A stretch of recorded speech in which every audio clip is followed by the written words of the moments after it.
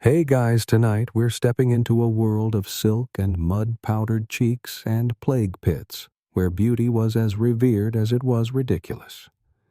You're standing in front of a smoky brass mirror, the kind with just enough reflection to remind you that your forehead might be a bit too short, your skin tragically sun-kissed, and your eyebrows far too expressive. The air smells like lavender, maybe, but with an undertone of boiled onions and barnyard, because you're in a medieval manor house, somewhere in Europe, but no one really agrees where. And this evening, you're about to learn why staying beautiful in the Middle Ages was less a matter of vanity and more a full-time, occasionally life-threatening job. Spoiler, you probably wouldn't survive this era's version of a glow-up. So before you get comfortable, take a moment to like the video and subscribe, but only if you genuinely enjoy what I do here. Also post your location and what time you're listening. It's fun seeing where our sleepy travelers are tuning in from. Now, dim the lights, maybe turn on a fan for that soft background hum, and let's ease into tonight's journey together. You're still in front of the mirror. It's uneven, a little warped, like it's been through at least one minor siege. Your tunic itches and your fingers are stained with berry juice because that's the closest thing to lipstick you could find without getting arrested for sorcery. Medieval beauty wasn't about looking natural.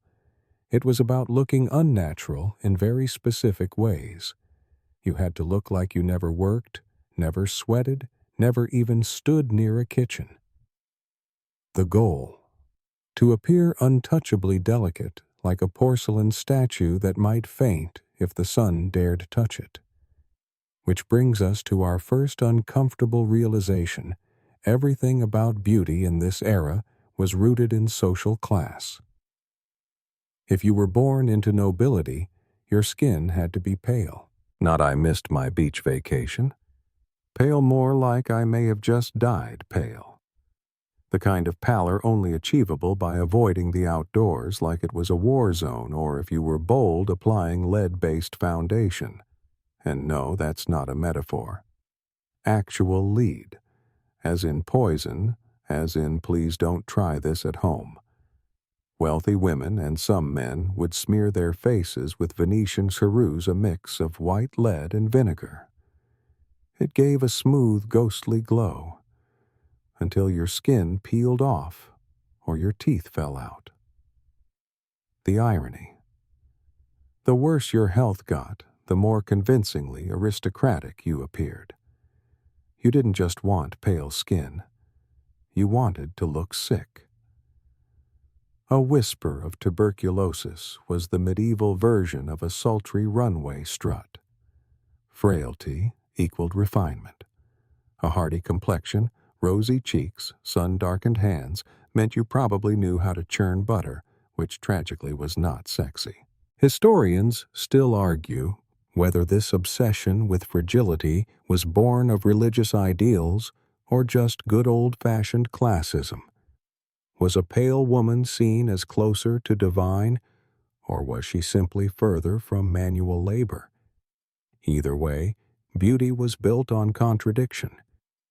You were supposed to be beautiful, but not know it. Appealing, but modest. Attractive, but untouchable. And ideally not eating solid food in public. That would ruin the illusion. You step back from the mirror, now maybe a little dizzy. You haven't eaten in hours because chewing too energetically could cause, well, unattractive facial movement. Also, you're wearing a belt so tight it's compressing your intestines into a kind of fashionable sausage.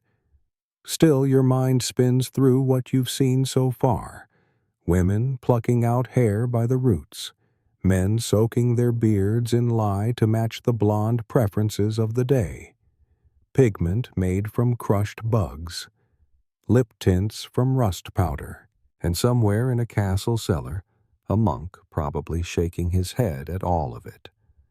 And speaking of monks, Remember, this whole era was steeped in Christian doctrine, which made beauty very tricky.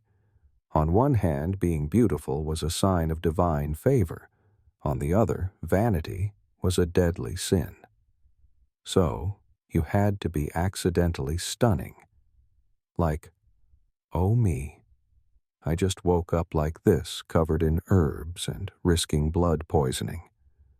This tension shows up in art all the time. You'll see portraits where the subject is clearly styled to perfection but holding a Bible, or looking heavenward as if to say, this alabaster skin, it's not for you, it's for God. Still, society didn't care how you justified it. The standards were cruel and almost universally unattainable, and if you didn't fit them, life was even harder than usual. Let's not forget, this was an age without mirrors in every home, without social media filters, but with public humiliation, religious condemnation, and marriage markets that literally priced you based on your looks. If you were deemed plain, you might end up in a convent, which isn't necessarily bad depending on the nunnery's food situation, but it was society's way of saying, we're done trying to marry you off. Of course, if you were stunning, congratulations, you might be sold into a political marriage with a man twice your age who believed your job was to stay quiet and produce heirs until your uterus gave up. Romantic, isn't it? So now, as you wander the manor house candle in hand, every flickering shadow reminds you beauty in this world wasn't soft. It was edged in steel. It demanded sacrifice, and it very often hurt. Still, people chased it. They used powdered bones and burnt almond paste. They smeared herbs under their eyes to swell them slightly because swollen eyes looked more innocent, apparently. A quirky tidbit. Some women even rubbed belladonna in their eyes to dilate their pupils. Why? Because big pupils were considered seductive. Never mind the blurred vision and potential blindness. Gotta keep those bedroom eyes open. And through all of this, the brass mirror waits. Silent, warped, unforgiving. You glance back into it once more. Your cheeks are hollow, your skin is wan, your lips barely visible. In medieval terms, you're finally starting to look beautiful. You wake up on a hard straw mattress, the kind that leaves little scratches across your back like you've wrestled with a mildly aggressive hedgehog in your sleep. Your neck aches, your joints are stiff, and you're hungry in a way that feels permanent. Perfect. You're already halfway to the ideal look, because today you're going to learn that in the medieval world, the most coveted kind of beauty wasn't lush, glowing, or energetic. No. The gold standard was pale, weak, and ideally, one step away from needing to be carried everywhere by servants holding perfumed cloths. You sit up slowly, blinking at the soft, grayish light leaking in through the tiny stained glass window. It's barely dawn, but you've got work to do, by which I mean you have to try not to look like you've done any work in your entire life. Step 1. Achieve a skin tone somewhere between moonlit parchment and surprise corpse. This isn't just a passing trend. The obsession with pale skin was a deep-rooted symbol of nobility. If you were tan, sun-kissed, or, God forbid, ruddy, it meant you labored outside. You were a milkmaid, a baker's wife, a peasant. So you reach for your face powder. It's a fine white dust made from a luxurious blend of crushed pearls, ground chalk, and lead. Again, because apparently the best glow comes with a side of neurological damage. Historians still argue whether this white face standard was inherited from Roman ideals or a uniquely medieval invention. The truth probably sits somewhere in between. Roman women used similar powders, but medieval society supercharged the meaning. Pale skin became more than just fashionable, it became moral. In some sermons, a fair face was equated with a fair soul. A good woman was soft, pure, quiet, and bloodless. A saint didn't blush. And a proper lady certainly didn't look like she could survive a winter on her own. And just in case your natural complexion is betraying you with something as vulgar as color, you can always fix it with one popular technique: bleeding yourself. That's right. Some women, and a few men too, would visit apothecaries or physicians to have a little blood drawn. The goal: to induce that delicately anemic look, sunken cheeks, sleepy eyes, and just enough dizziness to make your step falter on marble stairs. You're not just trying to look fragile. You're actively becoming fragile, which is, when you think about it, both tragic and deeply on brand for the time period. And here's the kicker: looking pale wasn't enough. You had to look barely functioning. The kind of person who faints during Mass not because of piety, but because you skipped breakfast for 3 days to keep that perfect waxen sheen. So as you walk through the castle halls, now trying not to tip over in your embroidered slippers, your brain reminds you you're also missing another key element: the right undertone. See, it wasn't just about being pale. It was about having the right kind of pale.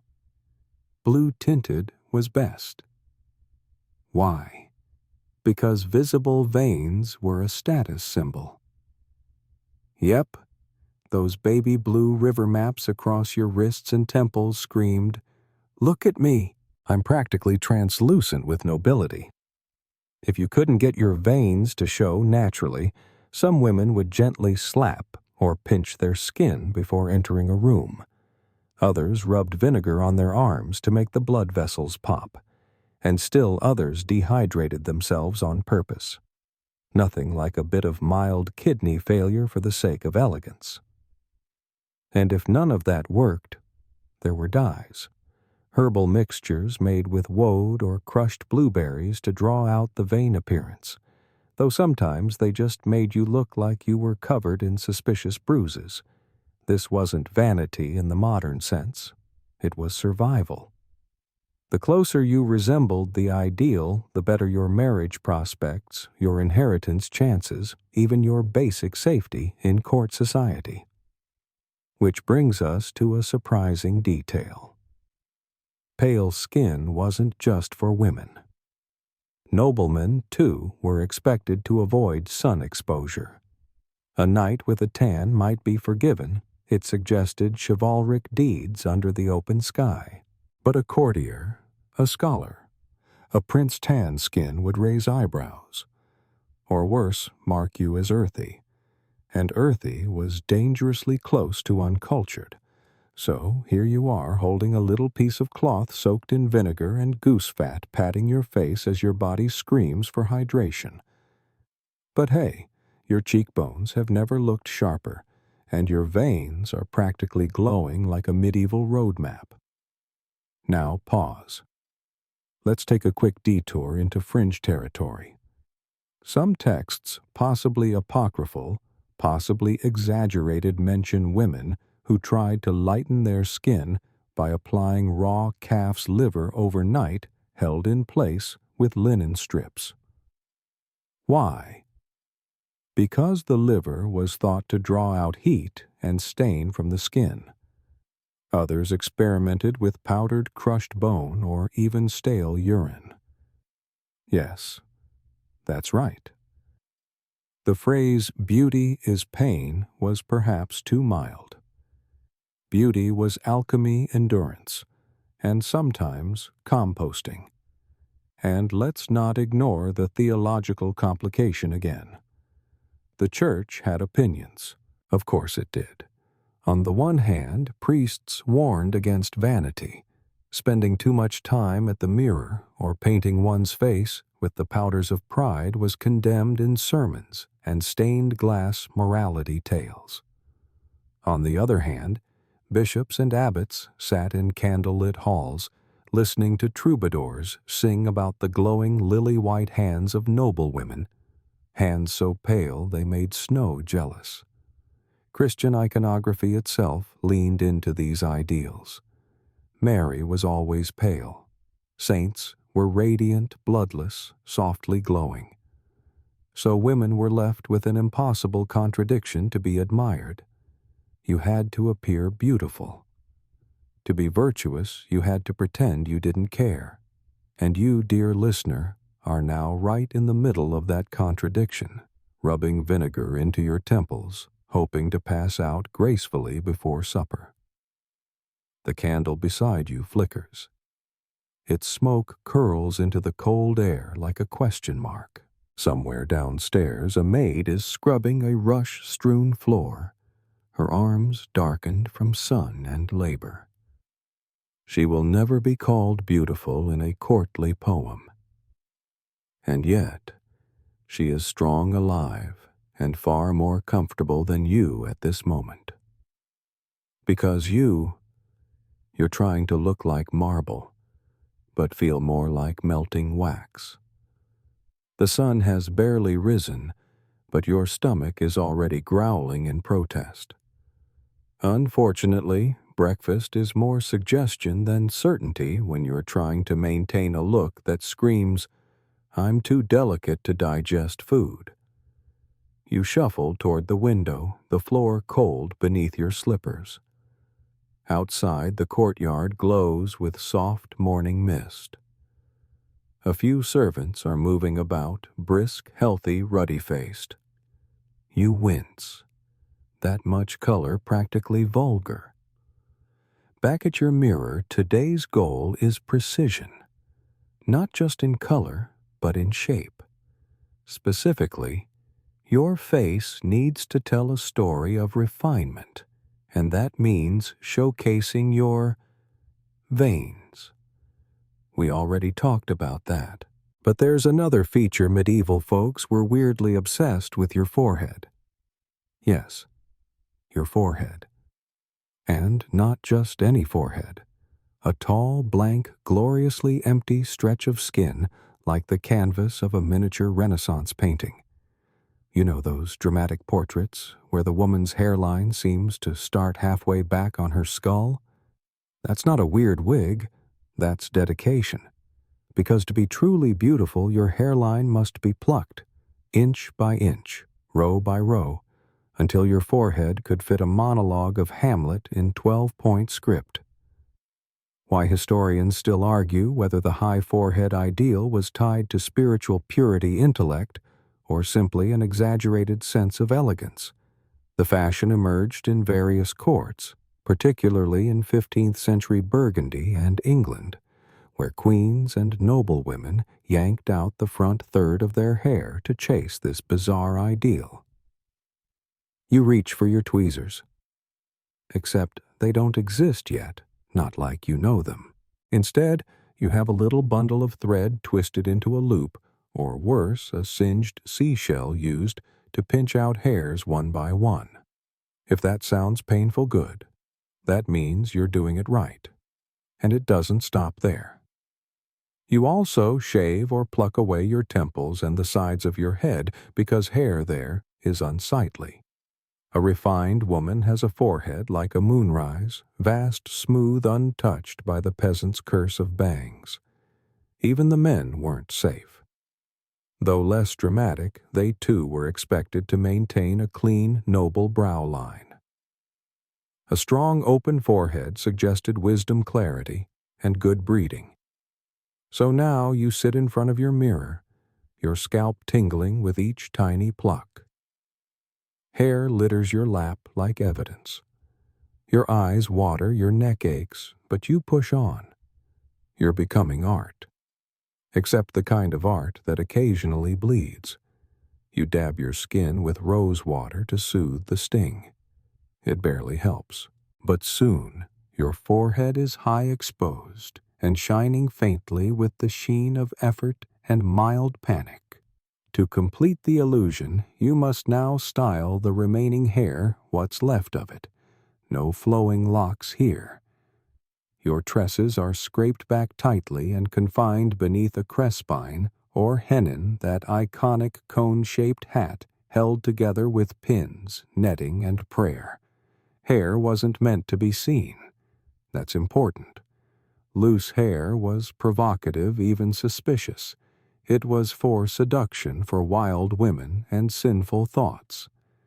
A proper lady concealed her hair like it was state treasure. But in private, behind locked doors, some women indulged.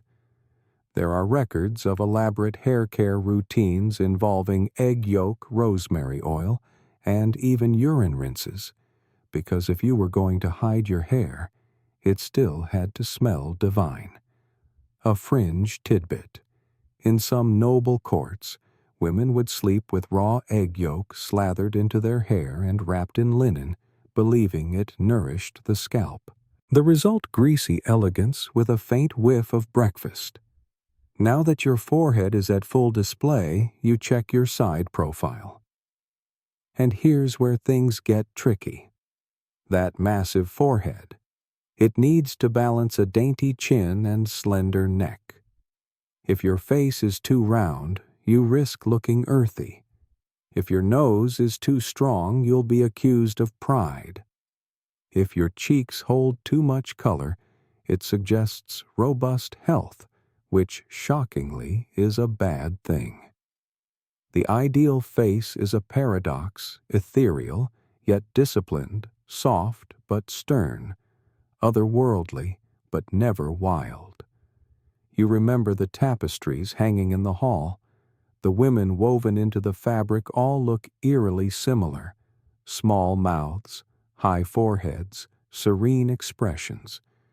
And of course, every single one has that same gleaming empty brow like a highway into heaven. You tilt your chin.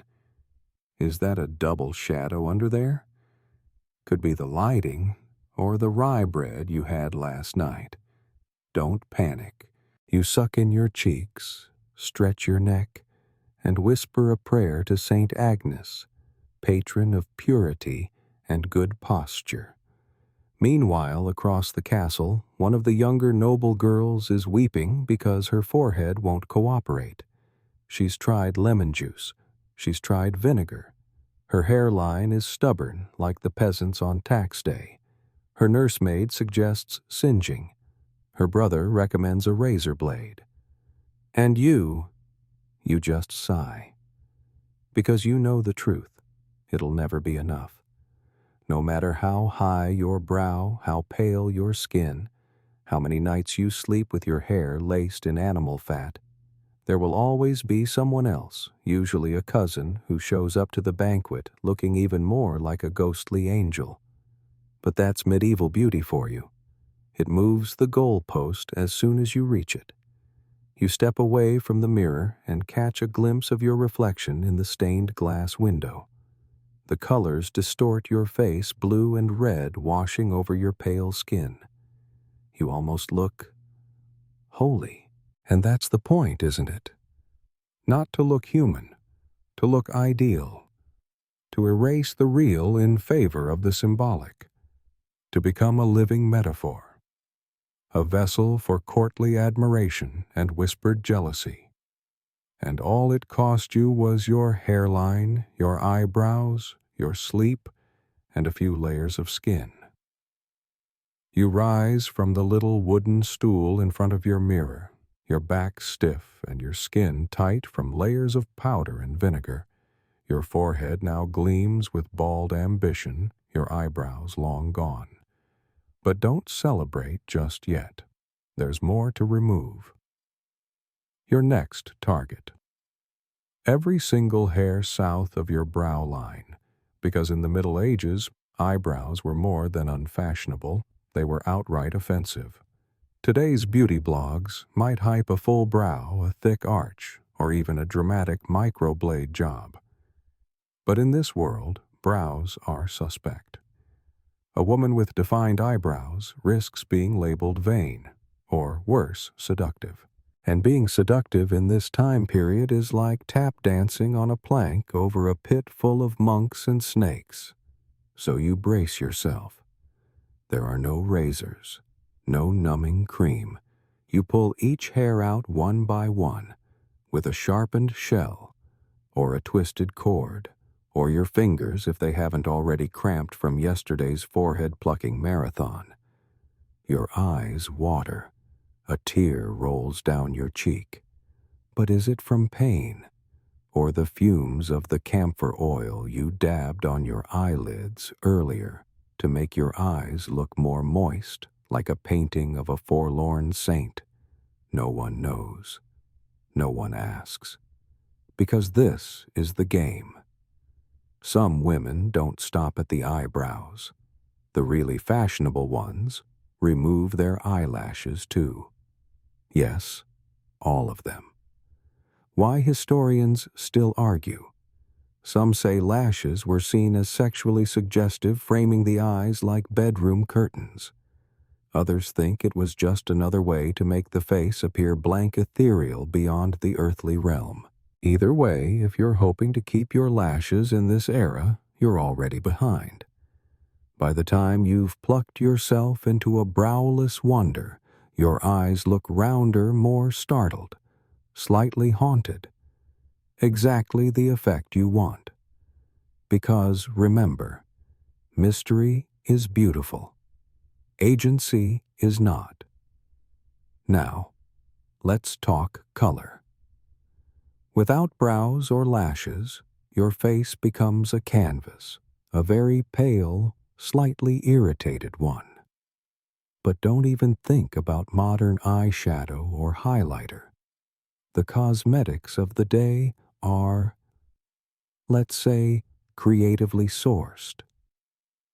You reach into your little wooden box of treasures. Inside you find bits of charcoal to darken the corners of the eyes, crushed rose petals for the faintest blush, and a small container of something that smells like rust and goat. It's iron oxide, red ochre, the good stuff. You use it sparingly. A bit at the lips, just enough to simulate the idea of blood flow without implying you've recently had a full meal. A touch at the cheeks, but only high up near the temples. You mustn't appear flushed. That would suggest emotions, or physical activity, or desire. All of which are very icky for a proper lady. And the rules aren't just social, they're spiritual. You recall the sermon from last Sunday where Father Bartolus warned against the sins of appearance. Vanity is the gateway to ruin. He said, his finger wagging so hard it threatened to detach. Paint not thy face as the harlot of Babylon. Meanwhile, the Duchess, 3 pews up, was wearing 3 coats of powder and a lip tint that could wake the dead. But who's going to correct her?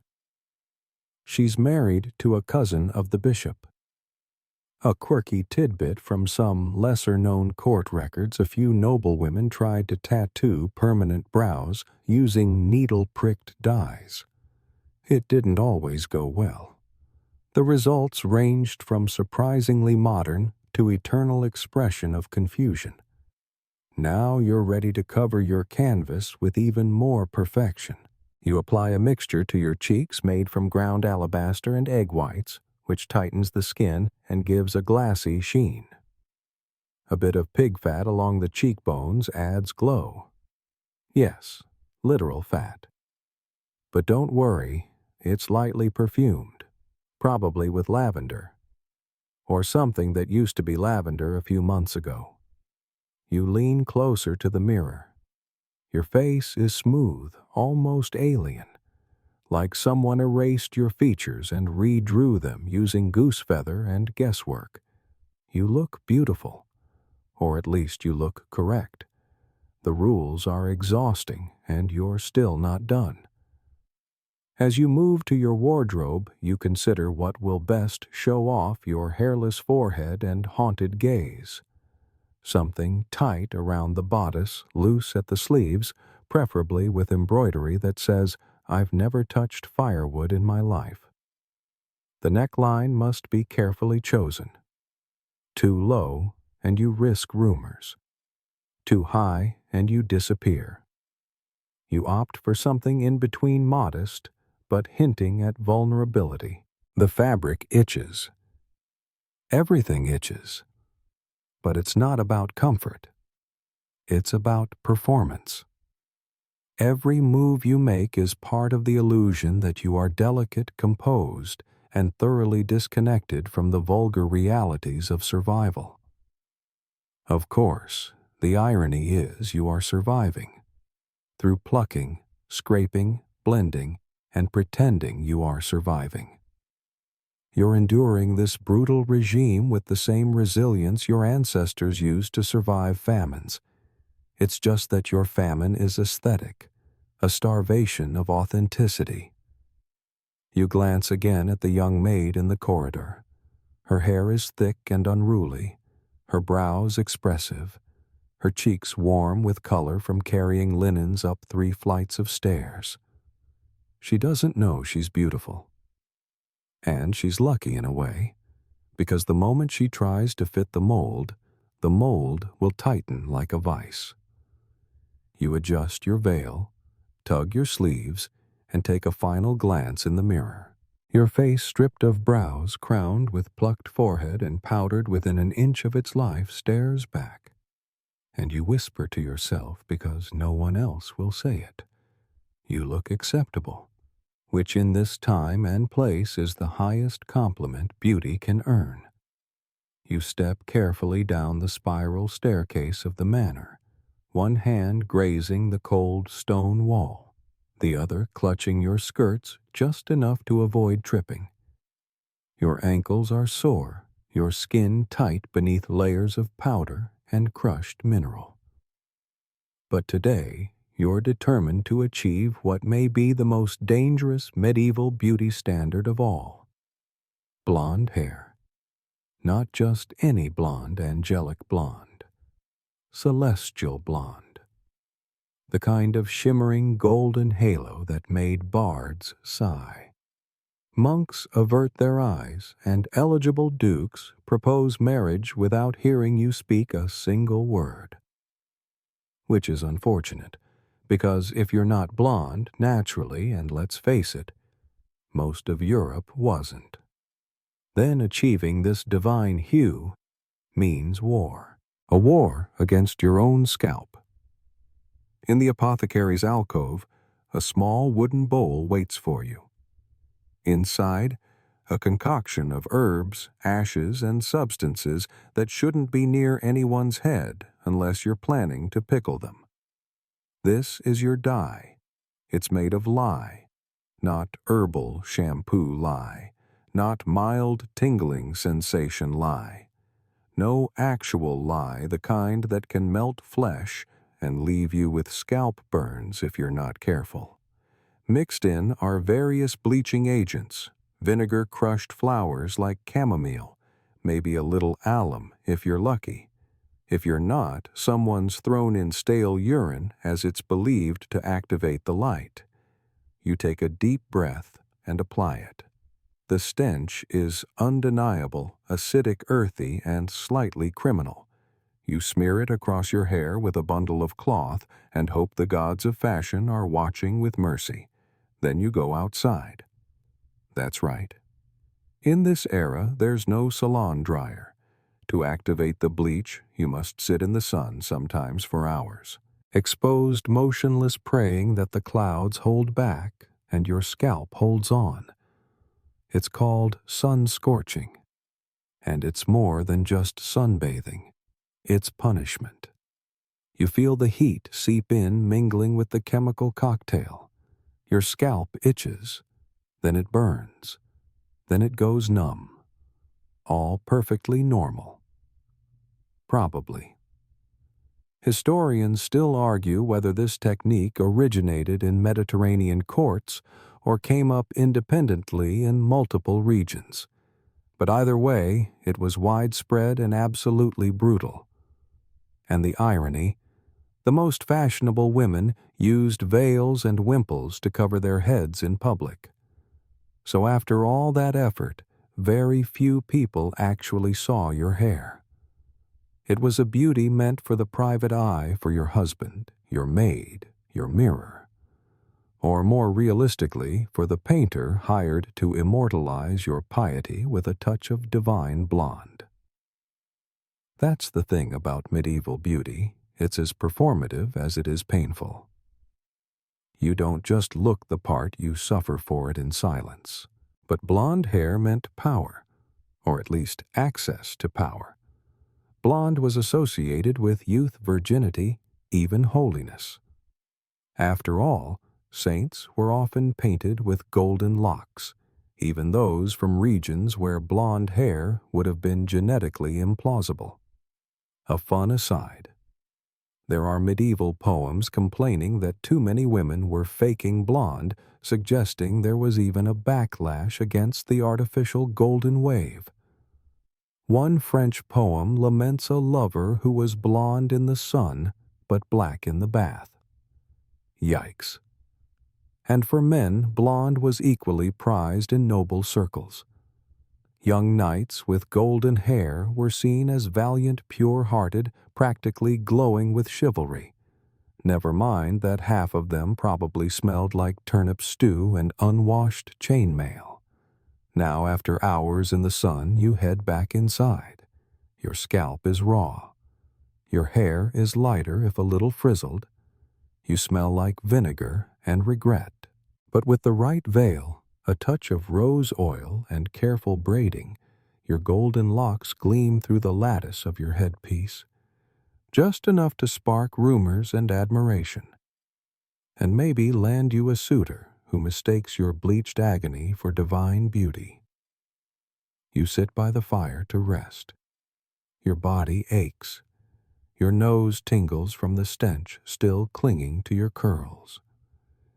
You wonder quietly, bitterly if it's worth it, but you already know the answer, because the girl with chestnut hair who didn't bleach, she's the one being told she looks strong, healthy, capable, which are all euphemisms for peasant. And in this world, a peasant is never beautiful. Not officially, not poetically, not on record. So yes, it's worth it. Even if your hair smells like smoked cabbage for a week. You lean closer to the fire, letting the last of the heat dry your strands. You imagine a ballad being written about your golden tresses. You imagine the saints, smiling down in approval, ignoring the fact that Saint Catherine probably never rubbed lye on her scalp. And just for a moment you feel like you've won. Not the war, of course. Just a battle. One bleach-stained, sunburned, olfactory, offensive battle in a never-ending war for acceptance. But in the court of beauty, even small victories matter. You wake up the next morning and your scalp is still throbbing. You run your fingers through your hair and a few strands fall out. Not ideal, but don't worry. Bald patches can be disguised with clever parting and some extra fabric in your veil. Maybe even a small jeweled clip if you want to draw attention away from the fact that your hair now crackles like dry straw. You sigh and tug your veil into place. Another day, another beauty hazard. But now it's time to address something even more revealing than your forehead, more dangerous than your bleached hair. Your teeth. Because in the medieval world, beauty wasn't just about what you painted on your face. It was also about what happened when you opened it. And let's be honest, unless you were born into a noble family with very good luck and very soft bread, your teeth are probably not your finest feature. Medieval dental care was a fantasy. There were no toothbrushes as we know them. No fluoride, no minty fresh anything. Just rinse spit and pray. If you were rich, you might chew herbs or use a cloth soaked in vinegar or salt to scrub your teeth. If you were poor, you'd just hope the onions and leeks in your diet masked the worst of it. And while modern standards prize pearly whites back then, the obsession was with smallness and symmetry. Small teeth were considered elegant, dainty, a sign of refinement. If your teeth were big crooked or gapped well, let's just say you weren't inspiring any troubadours. Some women even trained themselves to speak with closed mouths, smiling demurely, lips pressed together so no one could see the truth behind the powder and perfume. Historians still debate whether there were cosmetic techniques to hide bad teeth in noble society. There are records of powdered coral mint or sage being used to polish teeth or at least to make them smell a bit less threatening. Others suggest women might stain their lips slightly darker to distract from yellowed enamel. And then there's breath. Ah yes, the dragon in the room. Because medieval diets weren't exactly breath-friendly. Garlic onions, preserved meats, aged cheeses, dried fish, all without refrigeration or a tic-tac in sight. The result: a noble court that smelled more like a stable than a salon. To combat this, people chewed cloves, fennel seeds, cinnamon bark, or mint leaves. The elite might carry little pouches of dried herbs called pomanders to sniff discreetly. Imagine a breath mint you smell, not swallow. Still, no amount of clove chewing can fix a molar shaped like a crumbling wall. So what did you do? You simply didn't show it. Smiling too widely. That was gauche. Laughing with abandon. Scandalous. A proper lady smiled with her eyes, not her teeth. A tiny upturn of the lips. A dimple, perhaps, if you were lucky. And here's the brutal irony: poor people often had better teeth. Why? Because they ate coarse bread, rough grains, and fewer sweets. Their diets, while hard on the gut, were low in sugar. The upper class, meanwhile, adored candied fruits, honey cakes, and wine. Sugar, when it appeared in Europe via trade routes, was an expensive luxury and a dental apocalypse in powdered form. A quirky tidbit. In some Italian courts, women used powdered cuttlefish bone to clean their teeth. It worked surprisingly well until someone swallowed it and nearly choked. Beauty, again, was a risk sport. And then there's the ever-humbling fact that most dental interventions involved pliers and screaming. Barbers often doubled as dentists, which is as comforting as it sounds. Picture this. You sit in a chair. The barber tilts your head back. No gloves. No anesthesia. No prayer. Strong enough to prepare you. One sharp yank, and suddenly you're down a premolar, and probably consciousness. You've heard stories of noble women fainting mid-extraction, their long gowns puddled around them like deflated meringues. And afterward, they'd be praised for their delicacy, not realizing they were just in shock. So, yes, keeping your teeth looking small, cleanish, and unobtrusive was a full-time job. But the worst offense: laughter. Too loud, too bold, too toothy, and suddenly you're a tavern wench, not a lady. And what of men? Oddly, there was more tolerance for their dental disasters. A nobleman with missing teeth could still hold power, land, and wives. If anything, a few broken teeth made him look like he'd seen battle, real or imaginary. But a woman, her smile was part of her worth. a symbol of restraint, of virtue, of how well she could endure. So you sit at the long wooden table for your midday meal called dinner back then, and carefully break your bread into pieces. No biting, no gnawing, just ladylike dipping. You say little, you chew slowly, you nod demurely. And when the lord of the house makes a joke about peasants mistaking chamber pots for porridge bowls, you smile. Just a little, with your lips closed.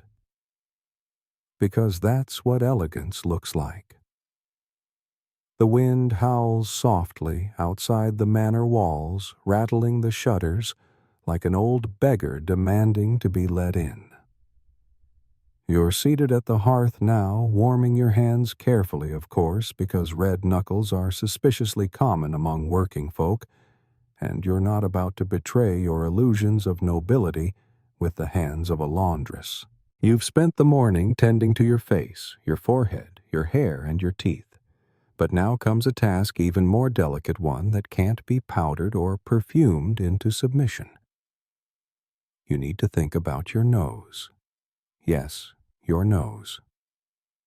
That utterly uncooperative, tragically central feature that refuses to be plucked, bleached, or hidden. In the medieval world, noses were judged with clinical precision. A small, narrow, upward-tilting nose was praised in court poetry and illuminated manuscripts. Anything wide, flat, hooked, or bold, that was considered coarse, peasantish, or in the cruel words of a 13th century satirist, a nose fit for digging turnips. You glance in the mirror. Your nose is present, not delicate, not scandalous. But in this era, mediocrity still makes you a target. And what could you do about it? Not much. There were no nose jobs unless you count the brutal surgical reconstructions performed on soldiers whose faces had been slashed open. Those procedures involved wine-soaked rags, beeswax, and a steady hand. Not exactly elective rhinoplasty. So, for the beauty-conscious lady, the strategy was not correction, but distraction. You powder the tip to make it appear smaller. You use subtle rouge around your eyes to draw attention upward. Some women darken their lips with berry juice to shift focus downward.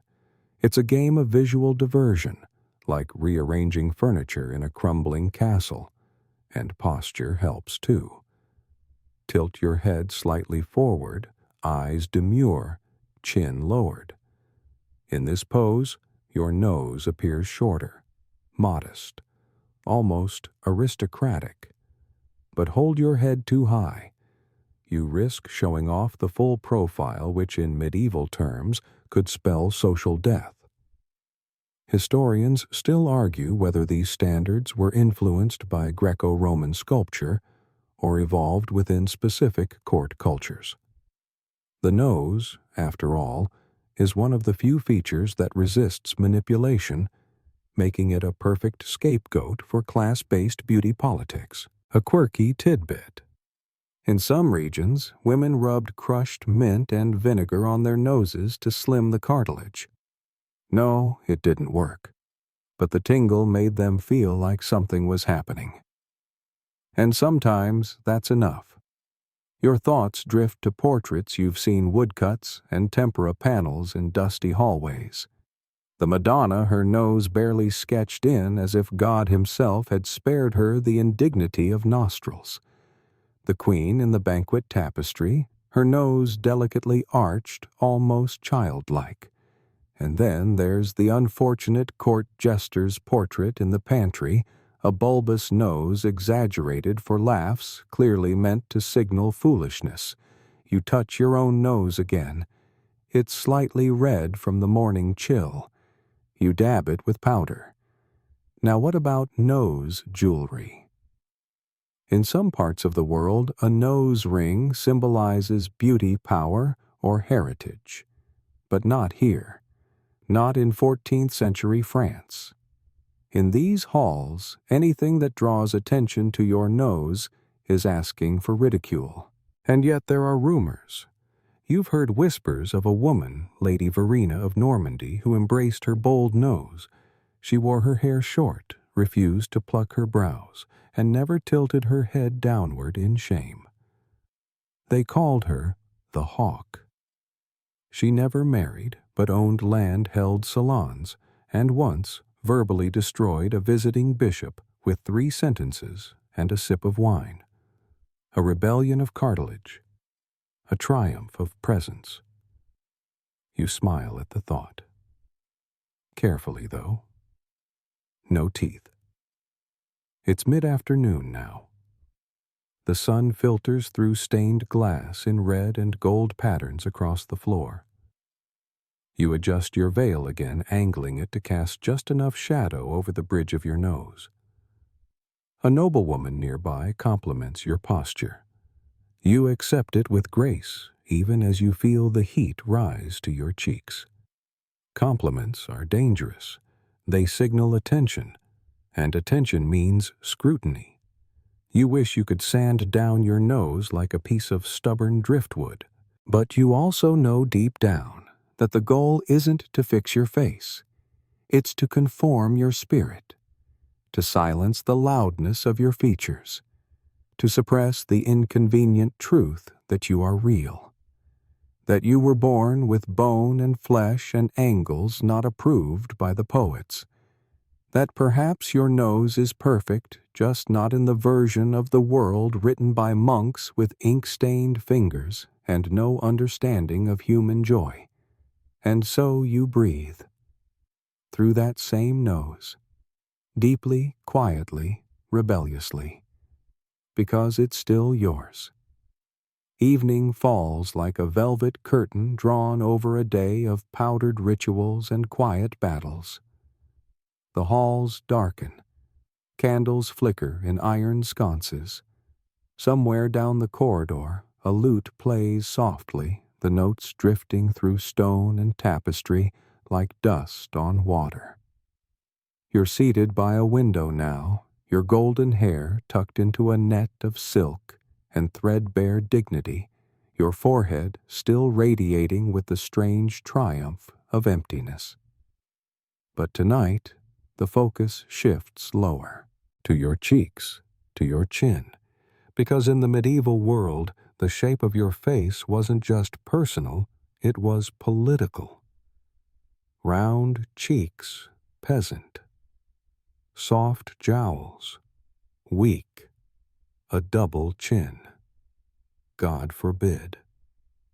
The ideal noblewoman had sculpted cheekbones, a narrow jaw, and a pointed, almost delicate chin, like something carved out of ivory, with a saint's whisper. You touch your own face and feel the roundness of survival. Bread stew, root vegetables, a few dried apples, nothing fancy but enough to keep you going, and unfortunately enough to keep your cheeks slightly too full for artistic representation. In this era, hunger is beautiful. Not actual starvation, mind you. That's for the poor. The truly beautiful hover somewhere between well-fed and ethereal, a ghost with bones that show just enough to suggest grace, not labor. And so begins your evening regimen. You skip supper. Again. Instead, you sip warm water steeped with mint and parsley, believed to dry the humors. Not your sense of humor which left your body 3 beauty routines ago, but your fluids. Medieval medicine loved talking about humors. Blood phlegm, black bile, yellow bile. Balance them and you stay healthy. Mismanage them and your cheeks puff up like a spoiled noble's pig. Historians still argue whether this obsession with lean faces reflected broader religious ideals or just social economics. Was it a spiritual detachment from fleshly indulgence, or a snobbery that said, I can afford not to eat and still survive? You watch the flames dance in the hearth and consider the next trick tightening the jawline. There are surprisingly recipes for it. A poultice of crushed almonds and vinegar wrapped tightly around the chin with linen at bedtime. Or a compress soaked in boiled sage and cold wine tied in place with a silk ribbon until morning. These treatments supposedly draw out excess moisture and firm the skin. Of course, none of them actually work, but they give you something to do. And in this era, beauty is less about outcome than obedience. The ritual itself is proof of virtue. A quirky method from an old Flemish manuscript, women were instructed to chew dried rose petals every night to sharpen the cheeks. No one knows if it helped, but at least it made your breath smell like a garden instead of boiled onion. And then there's the posture. Posture was everything. You must hold your neck long, shoulders back, chin slightly down, but not so much that your throat creases. A perfect lady looked like she was always listening to an angel whispering in her ear. Her profile turned just so. If you faltered, if your chin jutted out, or your cheeks rounded from laughter or food, someone would notice. And they might not say it aloud, but your name would be missing from the next banquet list. Or worse, whispered in a corner as the one with the broad face. You remember the tale of Lady Annalise. She had a kind heart, a clever mind, and unfortunately a jawline that reminded one bishop of a turnip. Despite her wealth, her suitors vanished. Her portraits were quietly edited to slim her features. And in her later years, she commissioned sculptures of herself with a different chin, entirely replacing what God had sculpted with what society approved. She died single. But her statue delicate, revered, mourned by men who never once looked her in the eyes. That's medieval beauty, to be loved in absence, worshipped in stillness, and judged in silence. You move to the mirror again. The same warped brass reflection greets you. You try the smile without smiling technique. Lips closed, cheeks hollowed, chin tilted. It works? Almost. Your left cheek still curves outward just slightly, probably from that second slice of oat cake you had 3 nights ago. Regret floods your stomach faster than the mint tea you've just sipped. You press your fingers against your face gently, inward, upward, as if willing your bones to shift. Of course they don't. But it's the gesture that counts. You remember, too, that in some places a slender face wasn't enough. It had to be symmetrical. Medieval scholars loved symmetry. They claimed it was divine. That God's creation was mirrored left and right, top and bottom. And so the perfect face must reflect that heavenly geometry. If your chin leaned a bit to the left, a curse. If your cheeks sat unevenly, surely a flaw in character. There are rumors, unverified, whispered that noblewomen tried to mold their faces at night, tying cloth around the head in a way that pulled the cheeks into balance. A medieval facelift, risky, slightly absurd, but entirely on brand. And the men were expected to have defined jaws, square, if possible, a sign of virility, but not large, not too strong. A man with a broad face might be admired as a soldier, but at court he'd be called a brute, a beast, a field husband, which in court poetry is an insult just above pig tender. So you return to your seat by the fire, the evening cooling your powdered cheeks. You didn't eat. You didn't laugh. You didn't expose your chin. And still, you wonder. Who decided these rules? Why this face? Why this shape? And yet there's no time for revolution. Not tonight. Not in this world. So you lie down carefully on your back. No pillow, no pressure on the jaw. Let the almonds and vinegar do their quiet, useless work. And dream of cheekbones sharp enough to slice a pomegranate in half. You wake before dawn again, the chill of stone seeping into your spine through layers of linen and a wool-stuffed mattress that somehow manages to feel both stiff and lumpy. Your first thought isn't about food, or warmth, or even prayer. It's about how to carry yourself, because in this world the way you move is just as crucial as the way you look. You stretch slowly. You must, because soon you'll need to walk like someone who's never sprinted, knelt, or carried anything heavier than a silk handkerchief. Today it's time to perfect noble posture, the invisible corset of expectation that defines who's refined and who's forgettable. You rise with care, feet flat on the cold floor spine, elongated shoulders down but not slumped. A good lady walks like she's balancing a relic on her head, not like she's recovering from 3 hours of eyebrow plucking and sun-scorched scalp burns.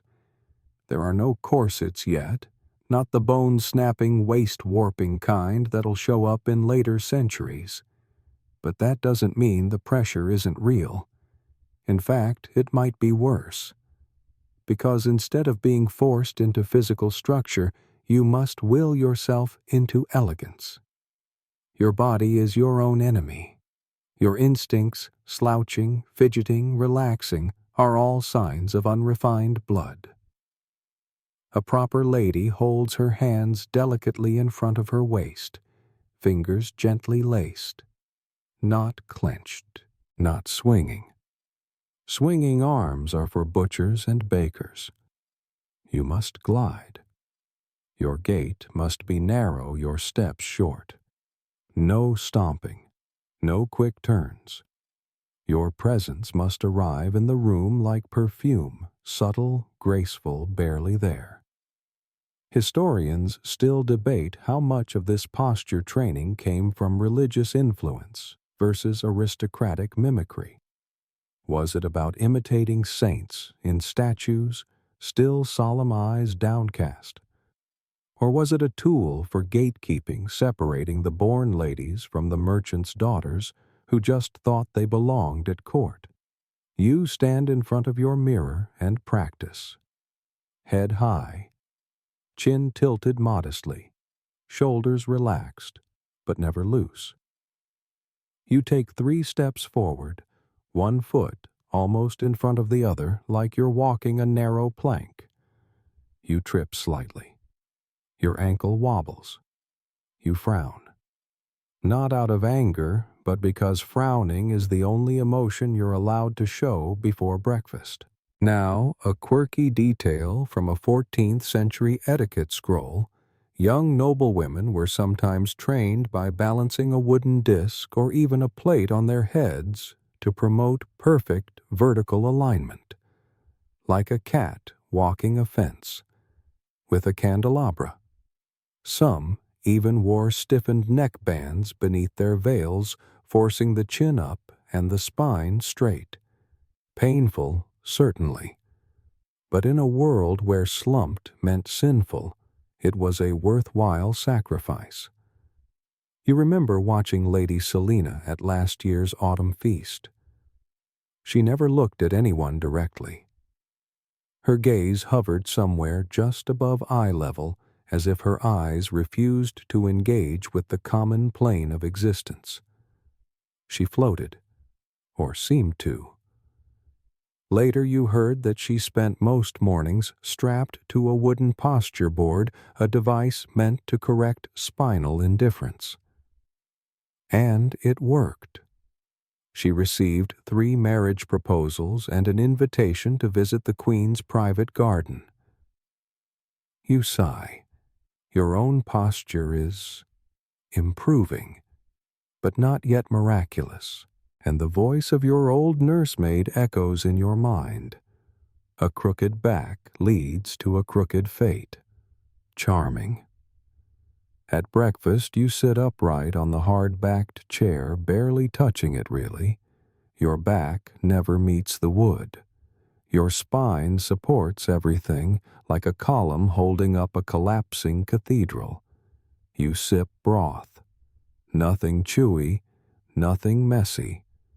Even your chewing must be ladylike, silent, slow, deliberate. And when the steward enters bearing a tray of boiled pears, you manage to nod in thanks without dipping your chin. Too much movement might reveal your jawline again. And we all know how risky that is. You glance at the younger girls across the table. They're still learning. One shifts in her seat and immediately gets a whispered correction from her governess. Another forgets and crosses her legs under the table. A scandal. Legs must remain parallel with ankles crossed lightly at most. The men, of course, are free to sprawl, to lean, to eat noisily.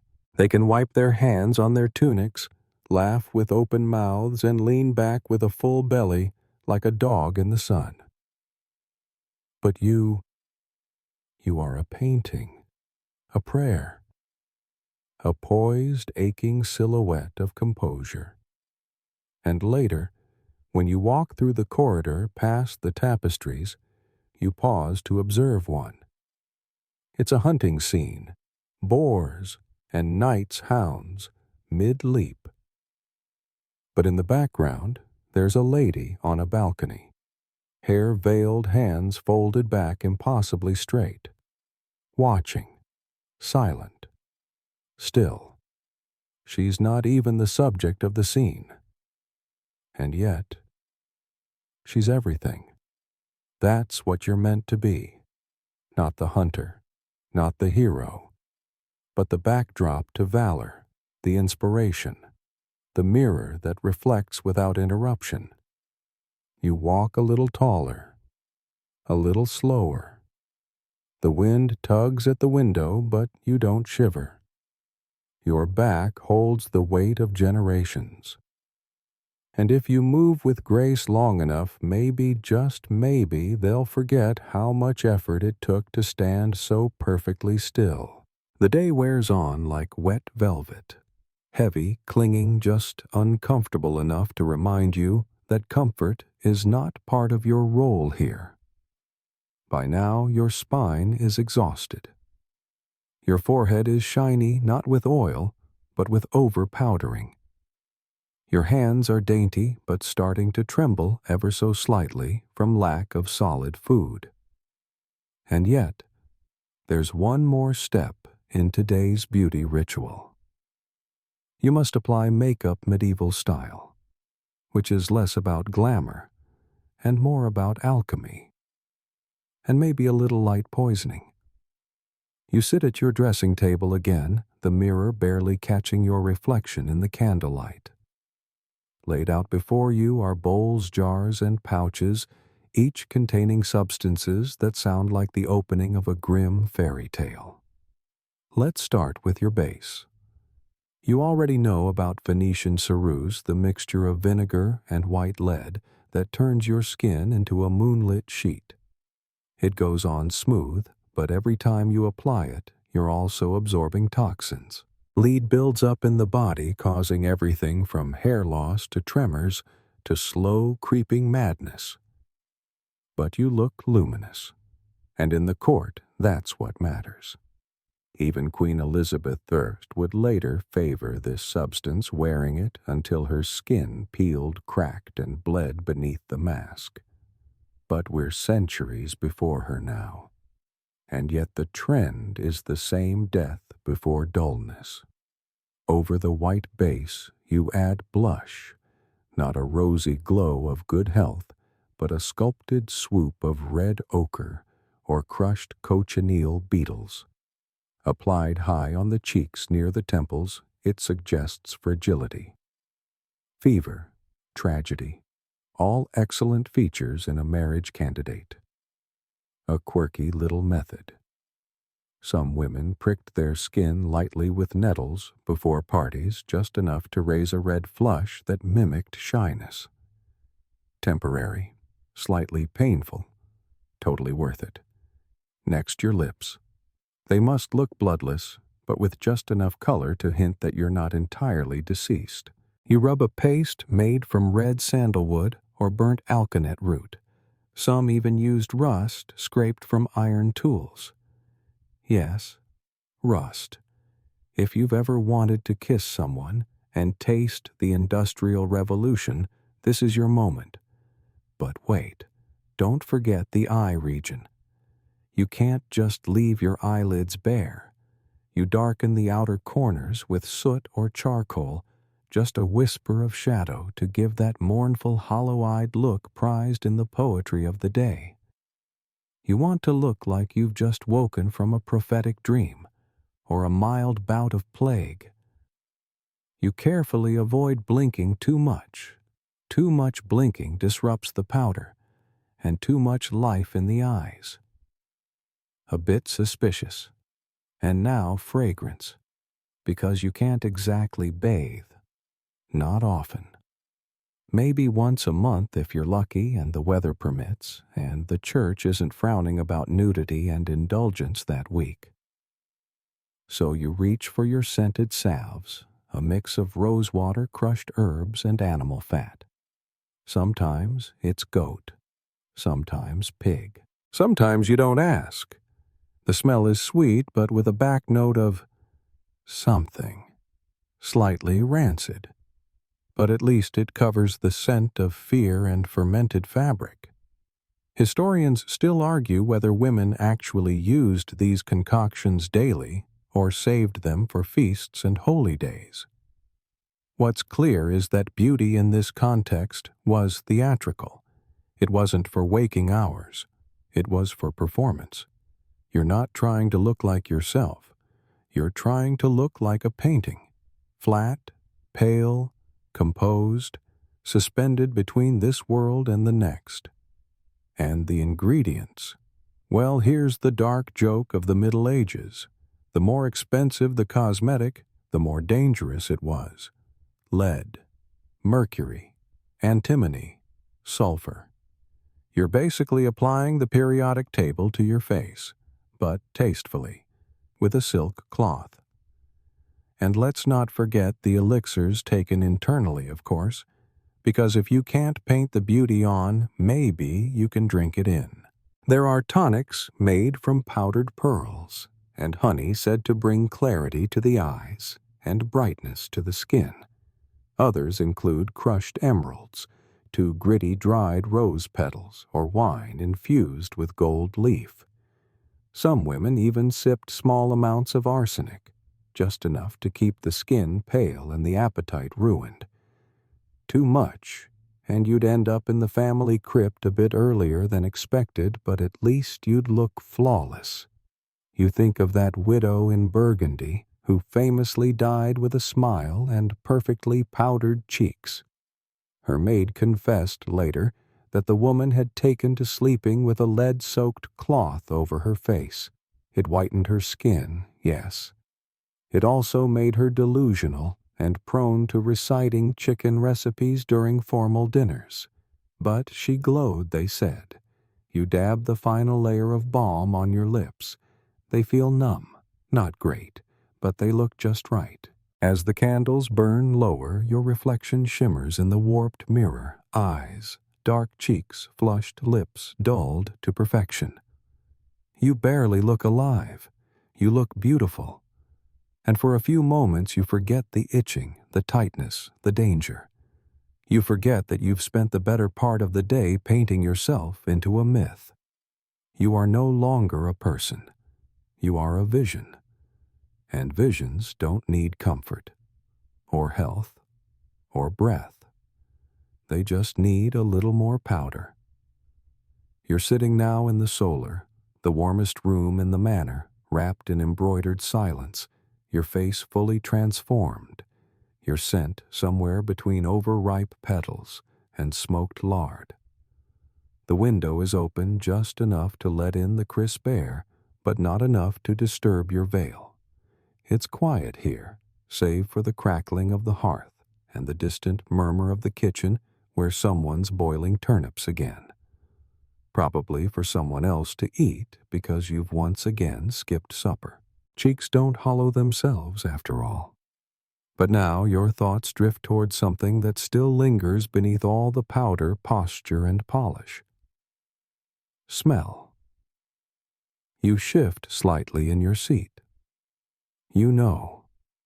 And they know. You haven't properly bathed in days. Welcome to the strange, pungent contradiction of medieval beauty.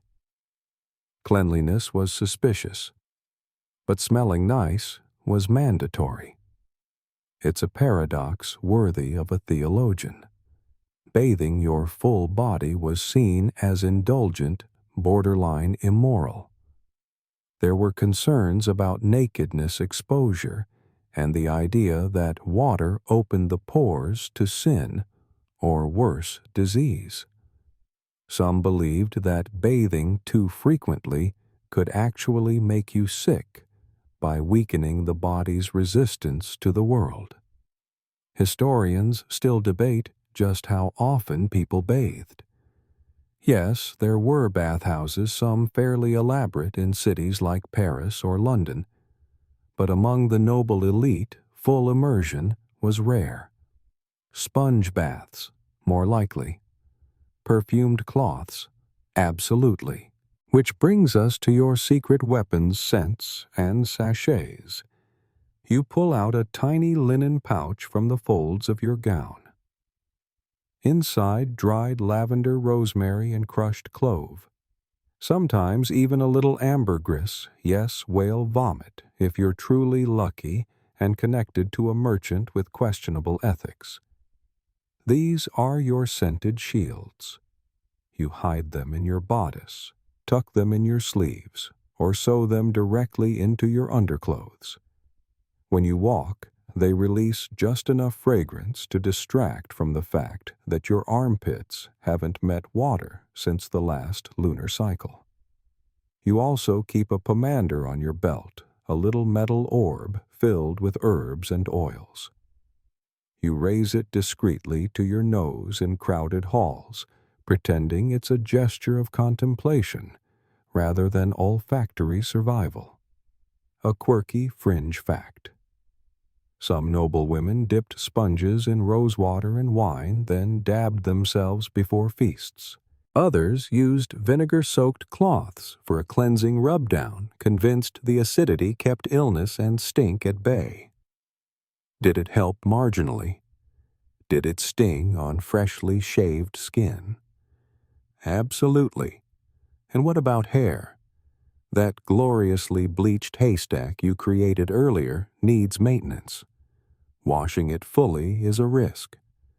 Wet hair is vulnerable, and drying it takes forever in drafty castles. So instead, you rub scented powder into your roots. Ground iris root, dried herbs, even chalk. This absorbs oils and gives your locks a faint floral smell. Your scalp still burns, but at least it doesn't reek. But the biggest olfactory challenge: clothing. You can't just toss your gown into a wash basin. Water ruins embroidery, weakens threads, and stains delicate dyes. So you air out your garments, rub them down with scented cloths, and sometimes, if the situation is dire, hang them over smoke from burning herbs. It's a scent layering technique, not unlike those little fragrance pyramids on modern perfume bottles. Except your base note is sweat. Still, you're committed. Because scent is more than survival, it's seduction. In medieval love poetry, women are praised not just for their eyes or skin, but for their smell. She walks like April and smells of May, writes one bard. Another calls his beloved's breath as sweet as an orchard breeze. No pressure. And if you're really daring, you apply a bit of musk. Harvested from glands of certain animals, it's potent, intense, almost too powerful. But in the right quantities, it signals mystery, earthiness, forbidden delight. You dab it behind your ears just a touch, and when you walk past the steward or the visiting squire, you notice their eyes linger, just for a moment. You smile, softly, with lips closed, of course, because you're allowed to be noticed, but never obvious. It's a delicate balance between purity and allure, between visible effort and effortless grace. You must look like you don't sweat, like you were born fragrant, like you wake up exuding crushed violets and divine approval. Meanwhile, you're stuffing lavender in your bodice like a medieval potpourri sachet. So you shift in your seat again, inhale carefully, and catch just enough rose and rosemary to soothe the creeping doubt. You smell passable, which in this world is practically divine. The fire in the solar burns low now, casting long flickering shadows that make the tapestries look like they're breathing. The embroidered saints shift slightly as the candlelight dances across their flat eternal stairs. You sit quietly in a carved wooden chair, your posture unwavering, your face frozen in its delicate mask of powder, soot, and resolve.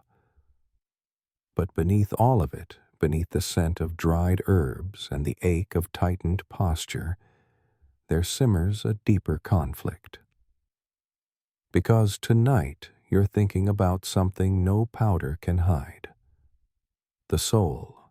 You see, in the medieval world, beauty wasn't just fashion. It wasn't simply about trends or portraits or marriage. It was moral, and terrifyingly so. The church loomed over everything, whispering warnings about vanity from every pulpit and painted ceiling. To care too much about your appearance was to risk your soul. To alter your body, plucking hair, staining lips, smoothing wrinkles was to tempt damnation. To imitate divine beauty was to challenge God.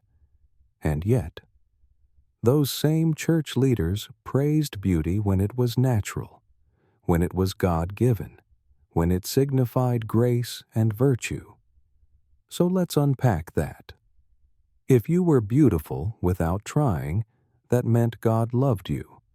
But if you had to work for it, that meant you were faking it, possibly sinning, probably going to hell. Neat system. You look down at your hands, stained slightly with rose pigment and egg yolk.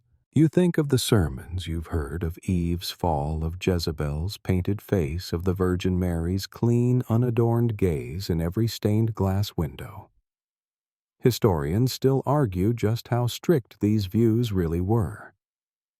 Some records show women using cosmetics openly even in monasteries. Others show harsh penance for those caught decorating themselves in the manner of harlots.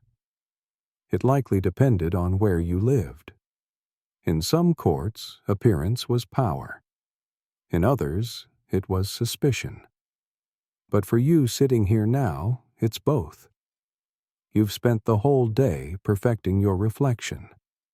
And now you're wondering if that effort has made you less virtuous or simply more visible. A quirky belief held in parts of Europe claimed that excessive mirror use invited demons. That vanity opened the door to dark spirits. that the mirror could trap your soul if you stared too long. So you've learned not to look too directly at yourself. Not for too long, just enough to adjust the powder or reposition your veil, then avert your eyes. But of course, the mirror isn't the only judge. There are people watching you, all the time. Fellow noblewomen with sharper tongues than tailoring shears. Men whose eyes linger too long. Servants who whisper behind doors. Priests who glance at your cheek tint and say nothing but purse their lips ever so slightly. You must walk the line. Too plain and you're forgettable. Too polished and you're a threat. Too modest and you're pitied. Too proud and you're condemned. Your reflection flickers again in the darkened window glass. You see your pale cheeks, your carefully drawn lips, your plucked saint-like brow. And suddenly you remember the stories of women who defied the church, who wore colors deemed too bright, who painted their faces openly and refused to repent. One was excommunicated, another was locked in a convent until her skin returned to God's palate. Another married a merchant and left the court. Entirely wore her hair loose, her teeth bare, and her laughter unrestrained. They say she died young, but some say she smiled all the way to the end. You exhale softly, a little steam rising in the cold night air.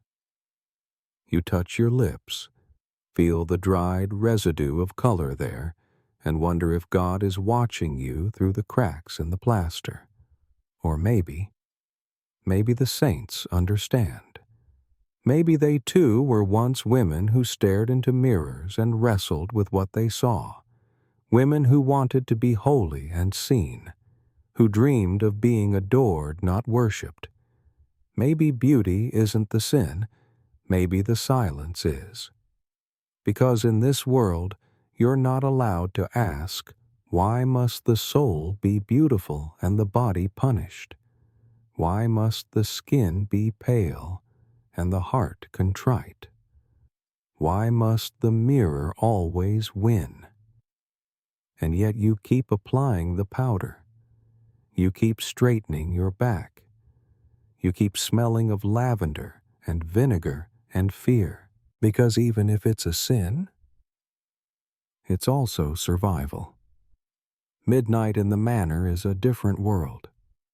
Gone are the footsteps, the whispered court gossip, the clatter of platters in the kitchen. The fire has burned low to embers, casting the room in a warm glow, barely brighter than the moonlight slipping in through narrow windows. You are alone now, still dressed, still powdered, still holding yourself together like a tapestry stitched with invisible threads of expectation. And yet in the silence you begin to wonder, what happens to beauty?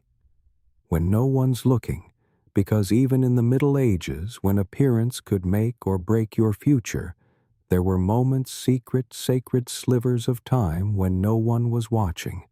No suitors, no mothers, no bishops, just you. And maybe the mirror, if you dared. You walk slowly to the edge of your small bed.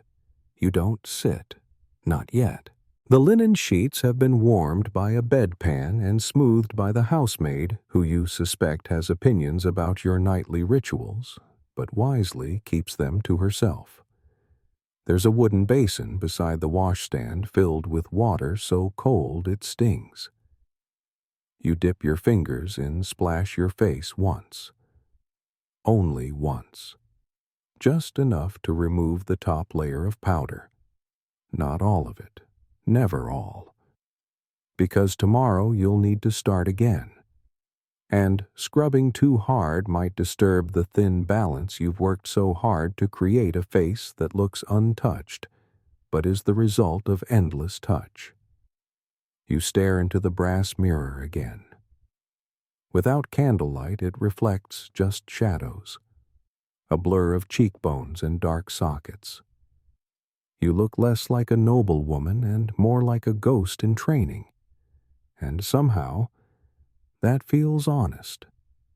You sit now slowly on the edge of the bed. Your gown is still on, heavy with embroidery and expectation, but beneath it, your ribs ache, your ankles throb. You can feel where your hairpins have embedded into your scalp like accusations. You remove one, then another.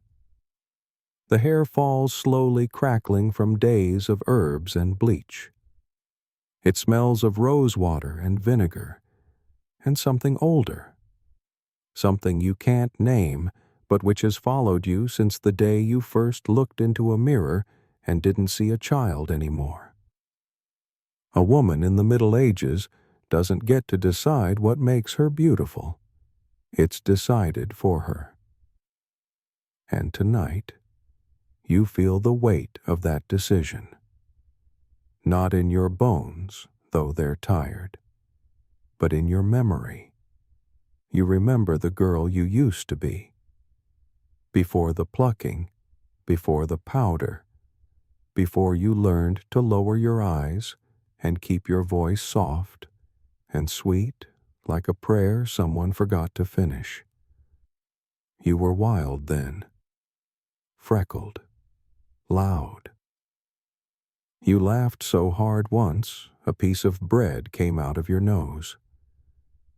Your mother had been horrified, but your nursemaid smiled.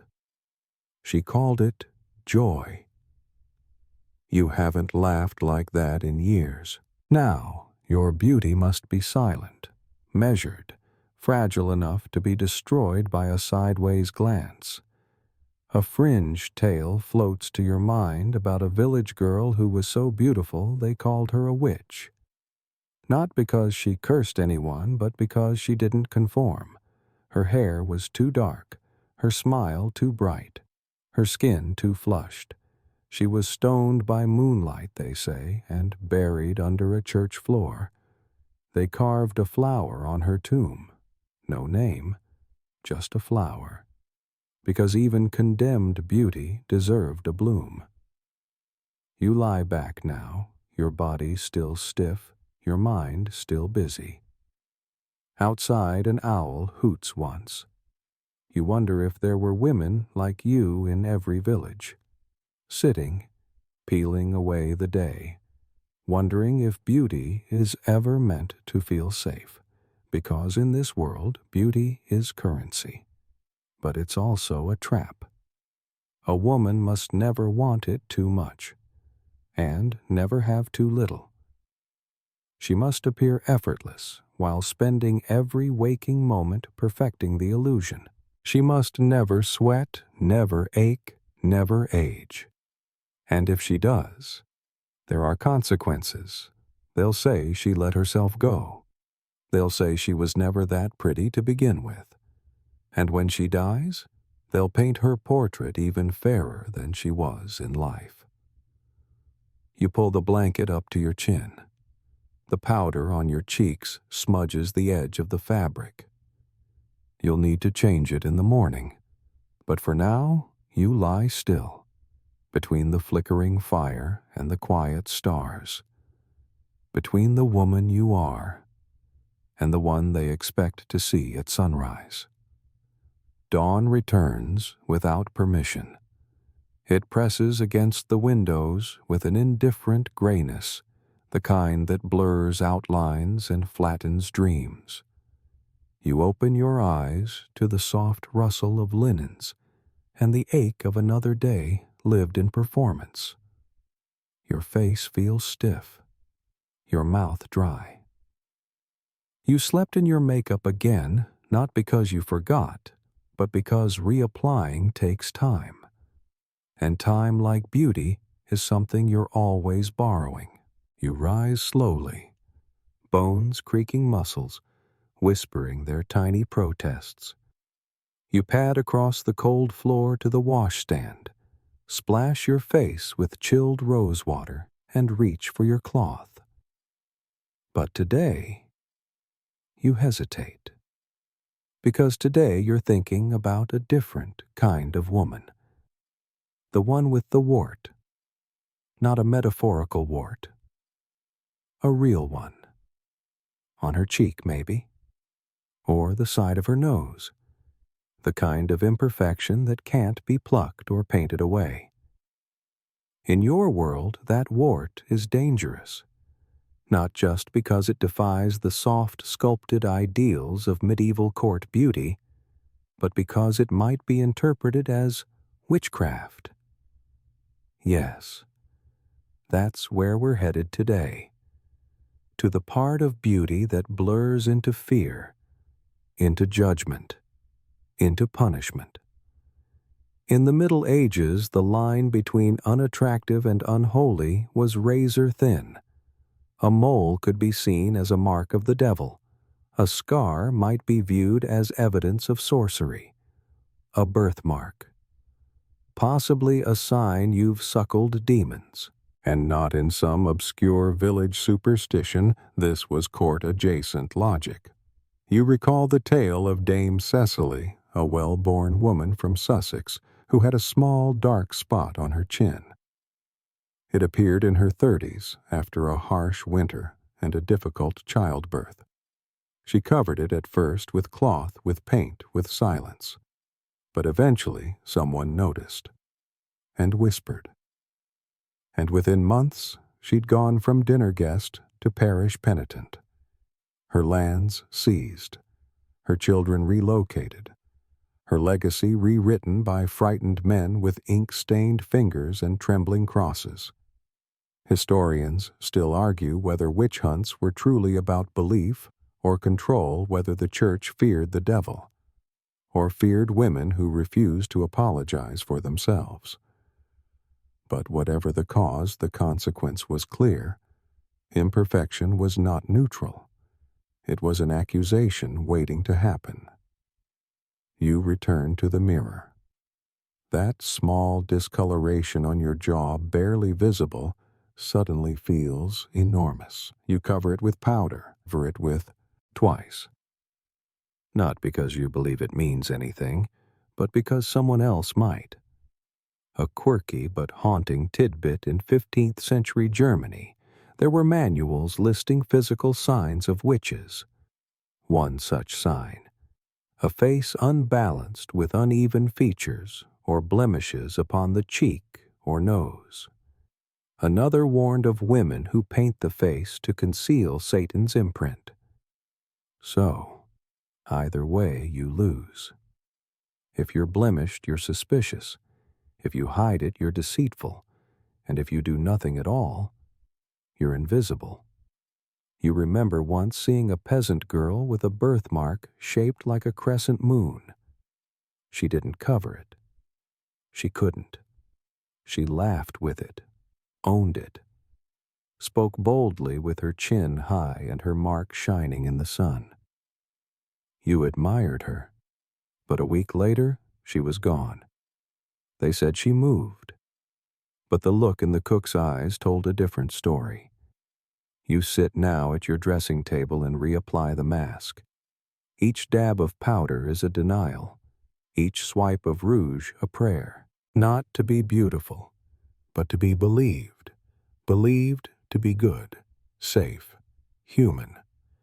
And let's not forget men's imperfections weren't viewed the same. A scar on a man was evidence of valor. A crooked nose, a family trait. A wart, a joke in a drinking hall. But for women, it was narrative. It was suspicion. It was an open door to exile.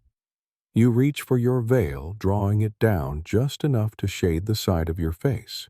You angle it slightly. Not too obvious. Just correct. Another day begins. Another silent pact with a world that turns blemishes into proof. And you are nothing if not careful. The bells ring for midday mass. You sit in the pew, spine straight, hands folded, veil adjusted just so. The scent of beeswax and old stone surrounds you, thickened by incense curling from the altar. It should be peaceful, holy, restful. Instead, you're thinking about men in tights, and not in the comedic sense. Because if you thought medieval beauty standards were harsh on women and they are just, wait until you consider the aesthetic expectations for men. No, they didn't have to pluck their eyebrows or bleach their hair, but they had their own special corner of the absurd. You glance discreetly across the aisle. A young nobleman, maybe 16, is fidgeting with the hem of his tunic. It's short, very short, and beneath it he's wearing tights, tight tights, hugging his calves and thighs like the Holy Spirit itself wove them on a dare. You try not to stare, but it's difficult not to when a man is essentially dressed like an elegant sausage. This is fashion, you remind yourself. This is beauty for men. In the high courts of France, Burgundy, and England, male beauty was highly curated and very public. Tight-fitting hose were the pinnacle of masculine style. They showed off legs that were expected to be long, muscular, and symmetrical. And if a man's legs were less than impressive, he faked it. Enter the codpiece, that peculiar padded front flap designed to exaggerate a man's virtues. Originally invented to close the gap between two stockings, it eventually evolved into a Renaissance bragging device. Some were laced, some were stuffed, some were downright sculptural. Historians still argue whether the codpiece was a joke, a defense mechanism, or just a weirdly accepted form of textile self-promotion. Whatever the reason, for a few centuries male fashion leaned unapologetically into theatrical anatomy. And it wasn't just about legs. Men wore shoulder padding to broaden their silhouette. Belts slung low to emphasize narrow hips. Tunics cut tight to the waist, flaring into dramatic skirts. Picture a walking hourglass with a sword. Hairstyles, carefully shaped. In many courts, men bleached their hair, curled the ends, or oiled it to perfection. A little almond oil here, a little rosemary there. It smelled nice, but could attract bees in the springtime. Not ideal. And don't forget the face. Clear skin was still prized. Pimples were a curse, sometimes literally. There are records of men visiting apothecaries for tinctures made of crushed mint wine and vinegar to treat blemishes. A quirky trend. In 14th century Milan, some noblemen used lead-based powder on their faces, not unlike the ladies. Paleness signified privilege, even for them. But here's where things get complicated. A beautiful man was expected to be dangerous. He was supposed to wield a sword, lead a charge, compose a verse, and somehow still look like he'd just walked out of a stained glass window. There was no room for softness, no room for imperfection, no room to age. Sounds familiar, doesn't it? You watch as another young knight walks past the altar. His boots polished, his hair curled unnaturally tight at the nape. He looks confident, but his gait is a little forced, like his tights are cutting off circulation. Or maybe he's just practiced this walk in front of a mirror one too many times, and you realize something strange. He's just like you.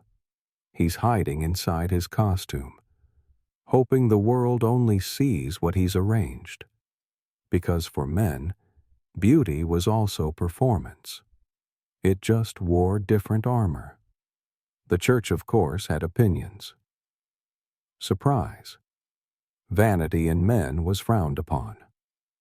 Excessive adornment could mark a man as effeminate or worse French. Preachers warned against tight garments that reveal the devil's workshop. One monk wrote that a man who oiled his hair more than twice a week was married to the mirror, but that didn't stop the trend. If anything, condemnation made it more fashionable. You think of a popular ballad, "He wore his hose so high and tight he couldn't kneel for Mass at night." Anonymous, 1381. The laughter it draws is nervous, because everyone knows someone like that. And everyone knows the real joke is that we're all pretending. Men pretend to be powerful. Women pretend to be effortless. And the church pretends not to notice either. You leave the chapel with careful steps. The bell tolls behind you. Outside, a group of men talk near the stables. You recognize one Sir Lambert. His jawline is sharp, his legs impressive, and his sleeves embroidered with silver thread.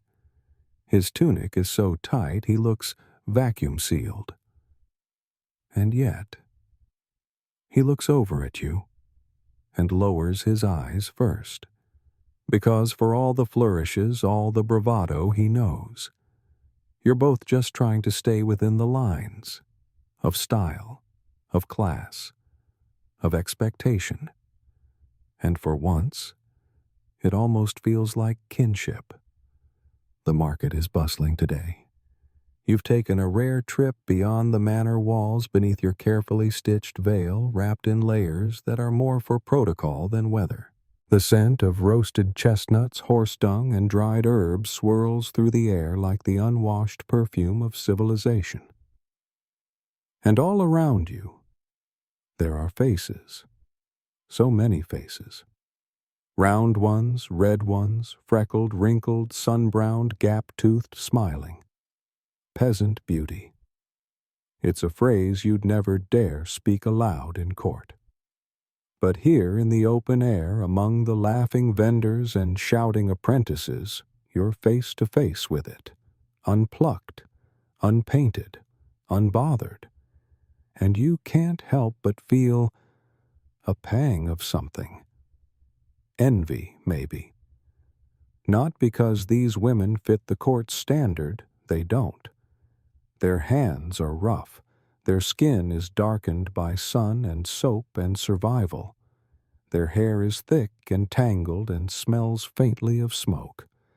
But their beauty, it's alive.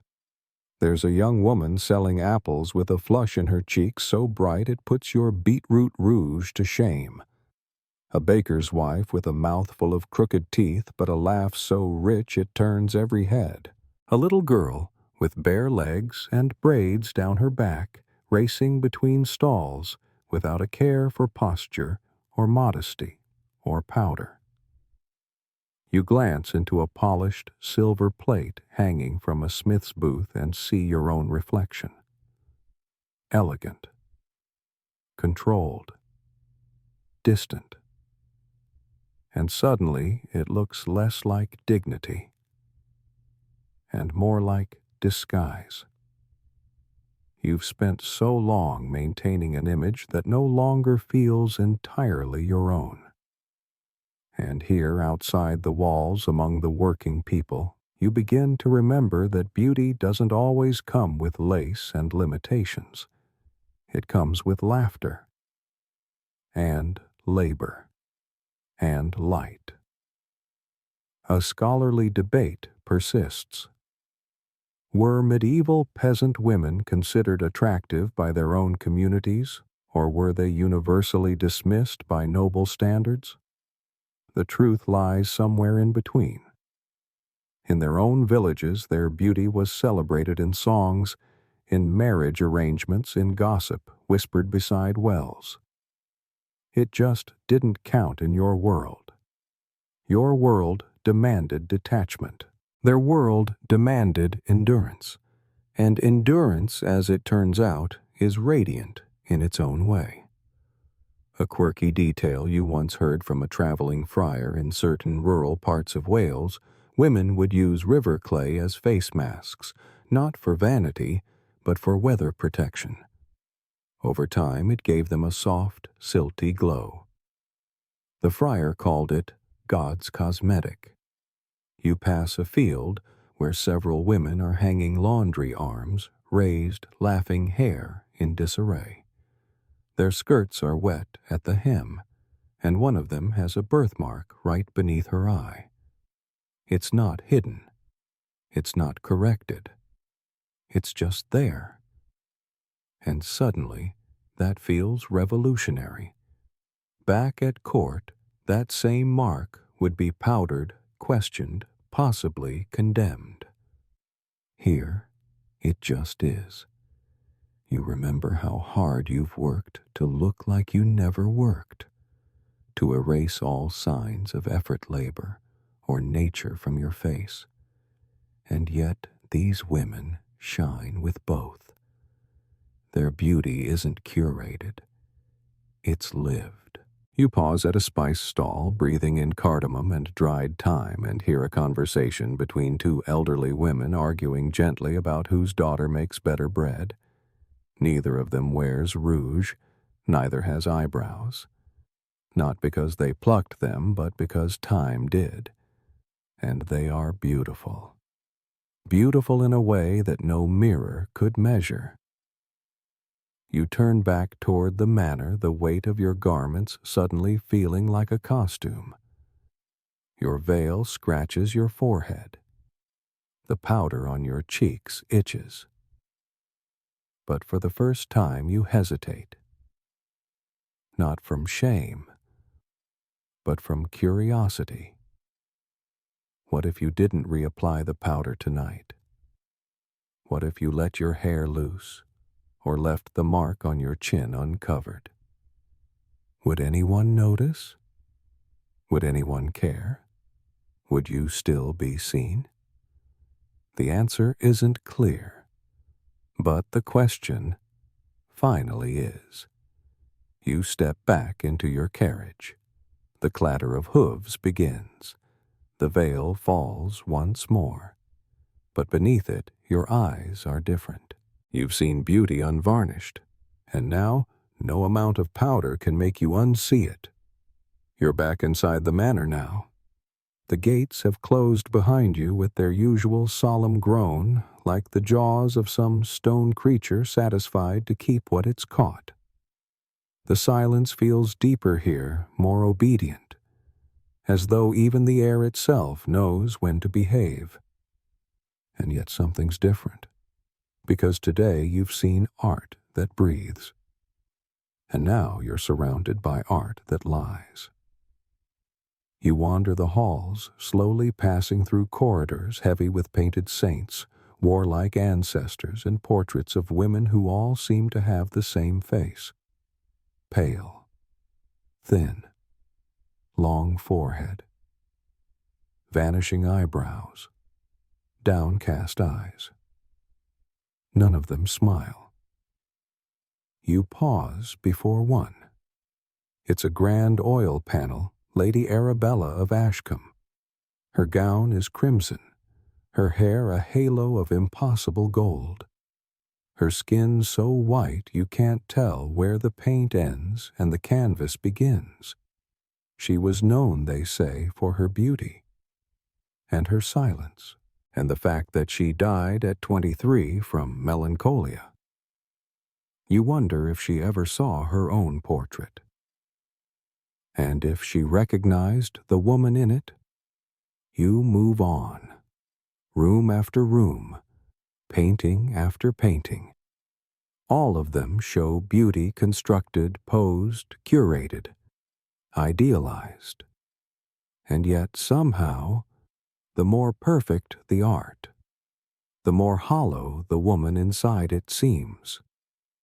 Which makes you think. Who decides what beauty is? Who holds the brush? Who writes the poem? Who tapes the veil to your scalp and says, "There. Now you're acceptable." It's not you. At least, not until now.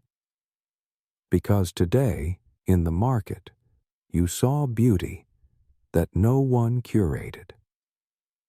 And now, you walk past these framed frozen women with a new kind of clarity. Historians still debate how much of medieval beauty was shaped by art, and how much art merely reflected beauty ideals already rooted in culture and class. Chicken or egg, brush or brow. The arguments continue. But one thing is clear: once something is captured in paint or tapestry, it stops breathing. And yet, it still commands. You reach the long gallery. This is where the great family lineage is displayed: 12 generations of noblewomen in stiff collars and lozenge-shaped headbands. Their faces blur into one another. You think about how long it must have taken each of them to achieve that powdered complexion. How much lead? How much silence? How many rules obeyed in the name of immortality? And how little of them is truly left behind. A quirky footnote in art history: in some regions, artists were instructed to paint their female subjects more ideally than reality allowed. They altered features, narrowed noses, lightened hair, erased blemishes. One surviving letter from a 14th century painter to his patron reads, "Her brow was imperfect, so I smoothed it. Her lips were pale, so I blessed them with red. Her eyes, too curious, so I closed them a little." It was not a portrait. It was a translation. You sit on a cushioned bench at the end of the hall. The air is cool. Your powder begins to flake slightly at the edge of your cheek. You touch it, then stop. Let it fall. For once, let it be. You close your eyes, surrounded by ghostly women preserved in frame and oil, and wonder what they would say if they could speak. If they could shrug off the varnish and the powdered perfection and just breathe. Would they envy the peasant girl with sunburn and crooked teeth? Would they curse the mirror, the brush, the veil? Would they beg you to live louder than they did? Or would they simply sit beside you, two weary women from different centuries, sharing the quiet understanding that beauty, true beauty, is always at odds with what survives on canvas? You open your eyes. You stand. And for the first time today, you don't check the mirror before you leave the room. Night again. It arrives softly like ink spilled over parchment, slow, certain, and irreversible. You walk the manor halls by candlelight. Now your slippers silent against worn stone. The weight of your gown trails behind you like memory. And yet, tonight feels different. You've seen beauty in motion. You've questioned beauty in stillness. Now you're beginning to understand beauty as power. Not the gentle, passive kind you were taught to cultivate, the kind that sits and waits and smiles and hopes, but something sharper, something wielded. Because beauty in the Middle Ages could be a weapon. And no one knew this better than the queen's courtesans and ladies-in-waiting who walked the same halls centuries before you. Some of them ruled without crowns, some without titles, some with only a gaze, a perfume, and the knowledge of how to turn admiration into influence. You've heard the stories whispered behind lace fans and prayer books. There was Isolde de Marchand, mistress to a duke, who used her golden curls and carefully painted lips to redirect an entire inheritance. They say she wore a different shade of red each day and timed her exits from the chapel so the sunlight caught her exactly. Then there was Queen Althea, known for her pale complexion, achieved by daily application of powdered pearl and goat milk. But behind her gentle smile was a correspondence network so vast it rivaled the chancellery. She negotiated treaties in exchange for beauty secrets. No one suspected, until it was too late. Historians still debate whether these women were puppets of fashion or masters of it. Were they merely responding to pressure or learning to pull strings of their own? And what about you? You've followed every rule. You've performed every ritual. But now, as you move through the flickering light, you wonder, could you use beauty like a key? Not to open doors to approval, but to power. You think of the nobleman who bowed too deeply last week, the steward who lingered on your perfume, the cousin who changed his mind after you sat across from him, silent eyes, lowered chin just so. Perhaps they weren't looking at you. Perhaps they were listening. Because in this world, beauty speaks before you do, and if it must be worn sculpted, endured, why not direct it? You pass a portrait of Lady Merwin, documented beauty, documented traitor. She led a quiet rebellion from within, they say. Passed notes in bouquets, convinced knights to hesitate with nothing but a look. She was executed at dawn. But her legend, that lived.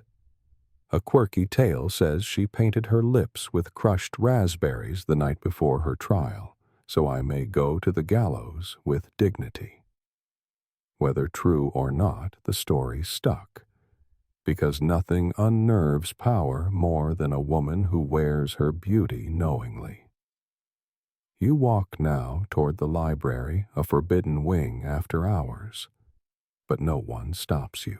Your veil trails behind like a whisper. Your shadow slips past statues that judge without eyes. You are soft-footed, silent-faced, every movement wrapped in the same elegance they once told you was only for the obedient. And now it's for you. Because there's a shift in you tonight, not in how you look, but in how you own it.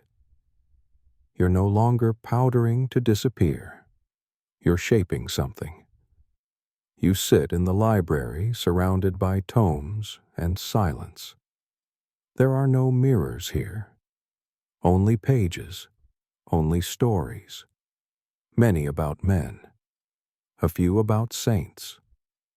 Fewer still about women who controlled more than the reflection in their looking glass. But maybe that's changing. Maybe there's a new chapter waiting. And maybe it begins with a single decision to stop surviving beauty and start commanding it. You press your fingers to your temple. The powder there is faintly cracked. The paint around your lips slightly faded. The freckles beneath almost visible. And it feels like armor, not weakness. Because the beauty you've built, borrowed, and bled for, you know every inch of it. You've earned it. And now at last, you're ready to decide where it leads. You wake with the sunrise for once, not from obligation, but choice. The manor is quiet. Not dead, just hushed like it's holding its breath. Even the birds outside the window seem to be singing softer, as if they too are waiting to see what you'll do differently today. You sit up, stretch, and for the first time in a very long time, you don't reach for the powder. Instead, you wash your face fully. The whole thing. No delicate dabs with rose water, no worried smudging with a scented cloth. You splash cold water onto your skin like a woman with nothing to hide. It's a shock at first, the absence of ritual, the bare sound of skin meeting air.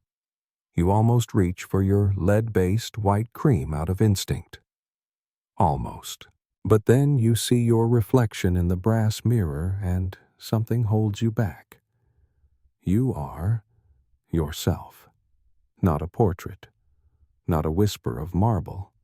Not the ghost of someone court acceptable. Your forehead is still too short by fashion standards. Your brows, slowly growing back, look rebellious. And your cheeks, merciful heavens, they have color. Real color. And yet, you look human. You recall Lady Renata, who once showed up to a feast with no rouge at all. The rumor was that she'd been ill or fallen out of favor or had gone mad. But the truth, she had grown tired. Tired of layering her face every morning only to feel invisible by nightfall. She wore her natural skin like a dare, and while the court snickered behind their fans, no one forgot her. Historians still argue whether her choice was deliberate rebellion or quiet surrender. Either way, it was not forgotten. Today, you're not trying to make a statement. Not yet. You're simply curious what happens when you stop apologizing for your natural face. You dress plainly, just one layer instead of 3. No corset binding your ribs like a secret. No extra pins to elevate your veil so that it sits just so across your cheekbone. You walk to the garden. Slowly. Chin up. A servant sees you and blinks twice. She doesn't say anything, but her eyes linger, searching, maybe unsure whether something's wrong or finally right. You pick a fig from the tree. It's soft, sun-warmed. You bite into it without cutting it first, without patting your lips after. Sweetness fills your mouth, and the juice runs down your chin. You laugh, open-mouthed, full-throated, loud, and it feels like rebellion. A quiet, gentle, ridiculous rebellion, but a rebellion nonetheless. Because for all the hours you've spent sculpting your face to please someone else's idea of beauty, not once did anyone tell you that joy radiates. You think of the market women again, the sun-darkened arms, the wind-burned cheeks, the smiles made of work and humor, not wax and worry. They were beautiful in a way no painter could trap. Because their beauty was motion. You feel it now in your own skin. The way it breathes, absorbs. The morning air responds to the warmth of the sun instead of flinching beneath layers of powder. You think of the portraits again. Those women trapped in stillness. But maybe you'll be different. Maybe one day someone will paint you, but leave in the imperfections. The laugh lines, the hint of sunburn, the way your brow rises slightly when you're amused. A quirky story comes to mind in a Florentine chapel. There's a fresco of a noblewoman with one eye drawn just slightly too large. Scholars say it was a mistake, but others believe it was a secret tribute from the painter who knew her gaze was her greatest weapon. Today, you believe that. Your reflection may no longer be court perfect, but it's alive, present, unrepeatable. You finish the fig, wipe your chin with your sleeve. Yes, your sleeve, and let the breeze carry your hair loose for the first time in weeks. You are not unfinished. You are becoming. And perhaps, just perhaps, this is the first day your beauty belongs only to you. You return to your room in the quiet warmth of late afternoon. There's a golden stillness now, not the brittle silence of obedience, but the kind of calm that follows truth. The mirror is still there, as always, on your vanity casting its warped reflections. But today, you don't rush to it. Instead, you sit. You let the light fall across your face uninterrupted. No veil, no powder, no crimson tint drawn from crushed beetles or ash. Your skin breathes. Your scalp is no longer burning beneath bleach and herbs. Your lips unpainted curl just slightly in contentment. And for the first time, you're not performing. Not for the steward, not for the priest, not for the lineage of painted ghosts on the gallery wall, just you. And yet, the journey here was not soft. It was not easy. Beauty in the medieval world, your world, was a brutal script written by men, enforced by women, and whispered into every mirror like a prayer laced with poison. You remember it all. The plucked forehead stretched toward heaven until it erased your childhood. The bloodless skin coaxed with vinegar powder and whispered suffering. The curled hairline, the bleached scalp, the cracked lips, the codpieces, the corsets of the mind. The sermons that taught you to fear your own reflection. The rituals of silence, of smiling without teeth, of walking as though you'd never touched the earth. Historians will argue for centuries about what it all meant. Was it piety? Was it patriarchy? Was it art? But you've lived it. You've worn the mask until the edges frayed. You've painted yourself pale while your spirit cried out for color. You've measured every movement, doubted every freckle, and flinched at every glimmer of real expression. And now you've let it go, not all at once, but enough. Enough to walk through a courtyard without rouge, enough to bite into fruit without fear, enough to laugh loud and open, enough to walk past the mirror and not stop. Because the truth is, beauty was never the problem. The cage was. And now, as twilight gathers in the corners of your chamber, as the fire crackles low and soft, you allow yourself to truly rest. Not because the world has changed, but because you have. You curl beneath the linen sheets, your face unmasked, your breath slow and steady. The scent of rosemary still lingers faintly in your hair, but it's not there to hide anything anymore. Tonight, you are not powdered, not sculpted, not performing. You are simply here, and you are still beautiful, in a way no mirror can contain. So now as the night folds in around you like a velvet curtain drawn over a long, strange play, you can let the candles burn low, and your thoughts soften. The halls of the manor fade into shadow. The clink of pewter, the rustle of silk, the murmur of servants and courtly obligation all drift further and further away. You've walked through centuries of rituals, secrets, powders, prayers. You've watched beauty become armor, a weapon, a curse, a mirror, and finally a choice. Your body, your skin, your voice. They were never wrong, only measured by the wrong hands.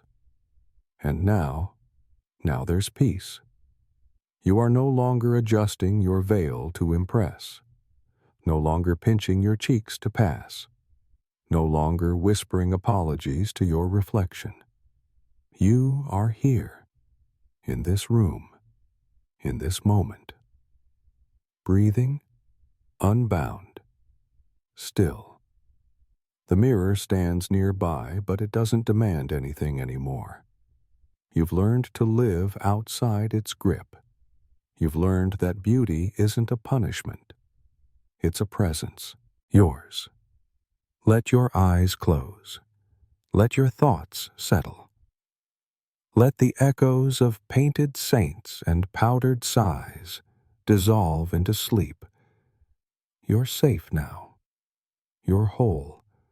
And you are already enough. Good night.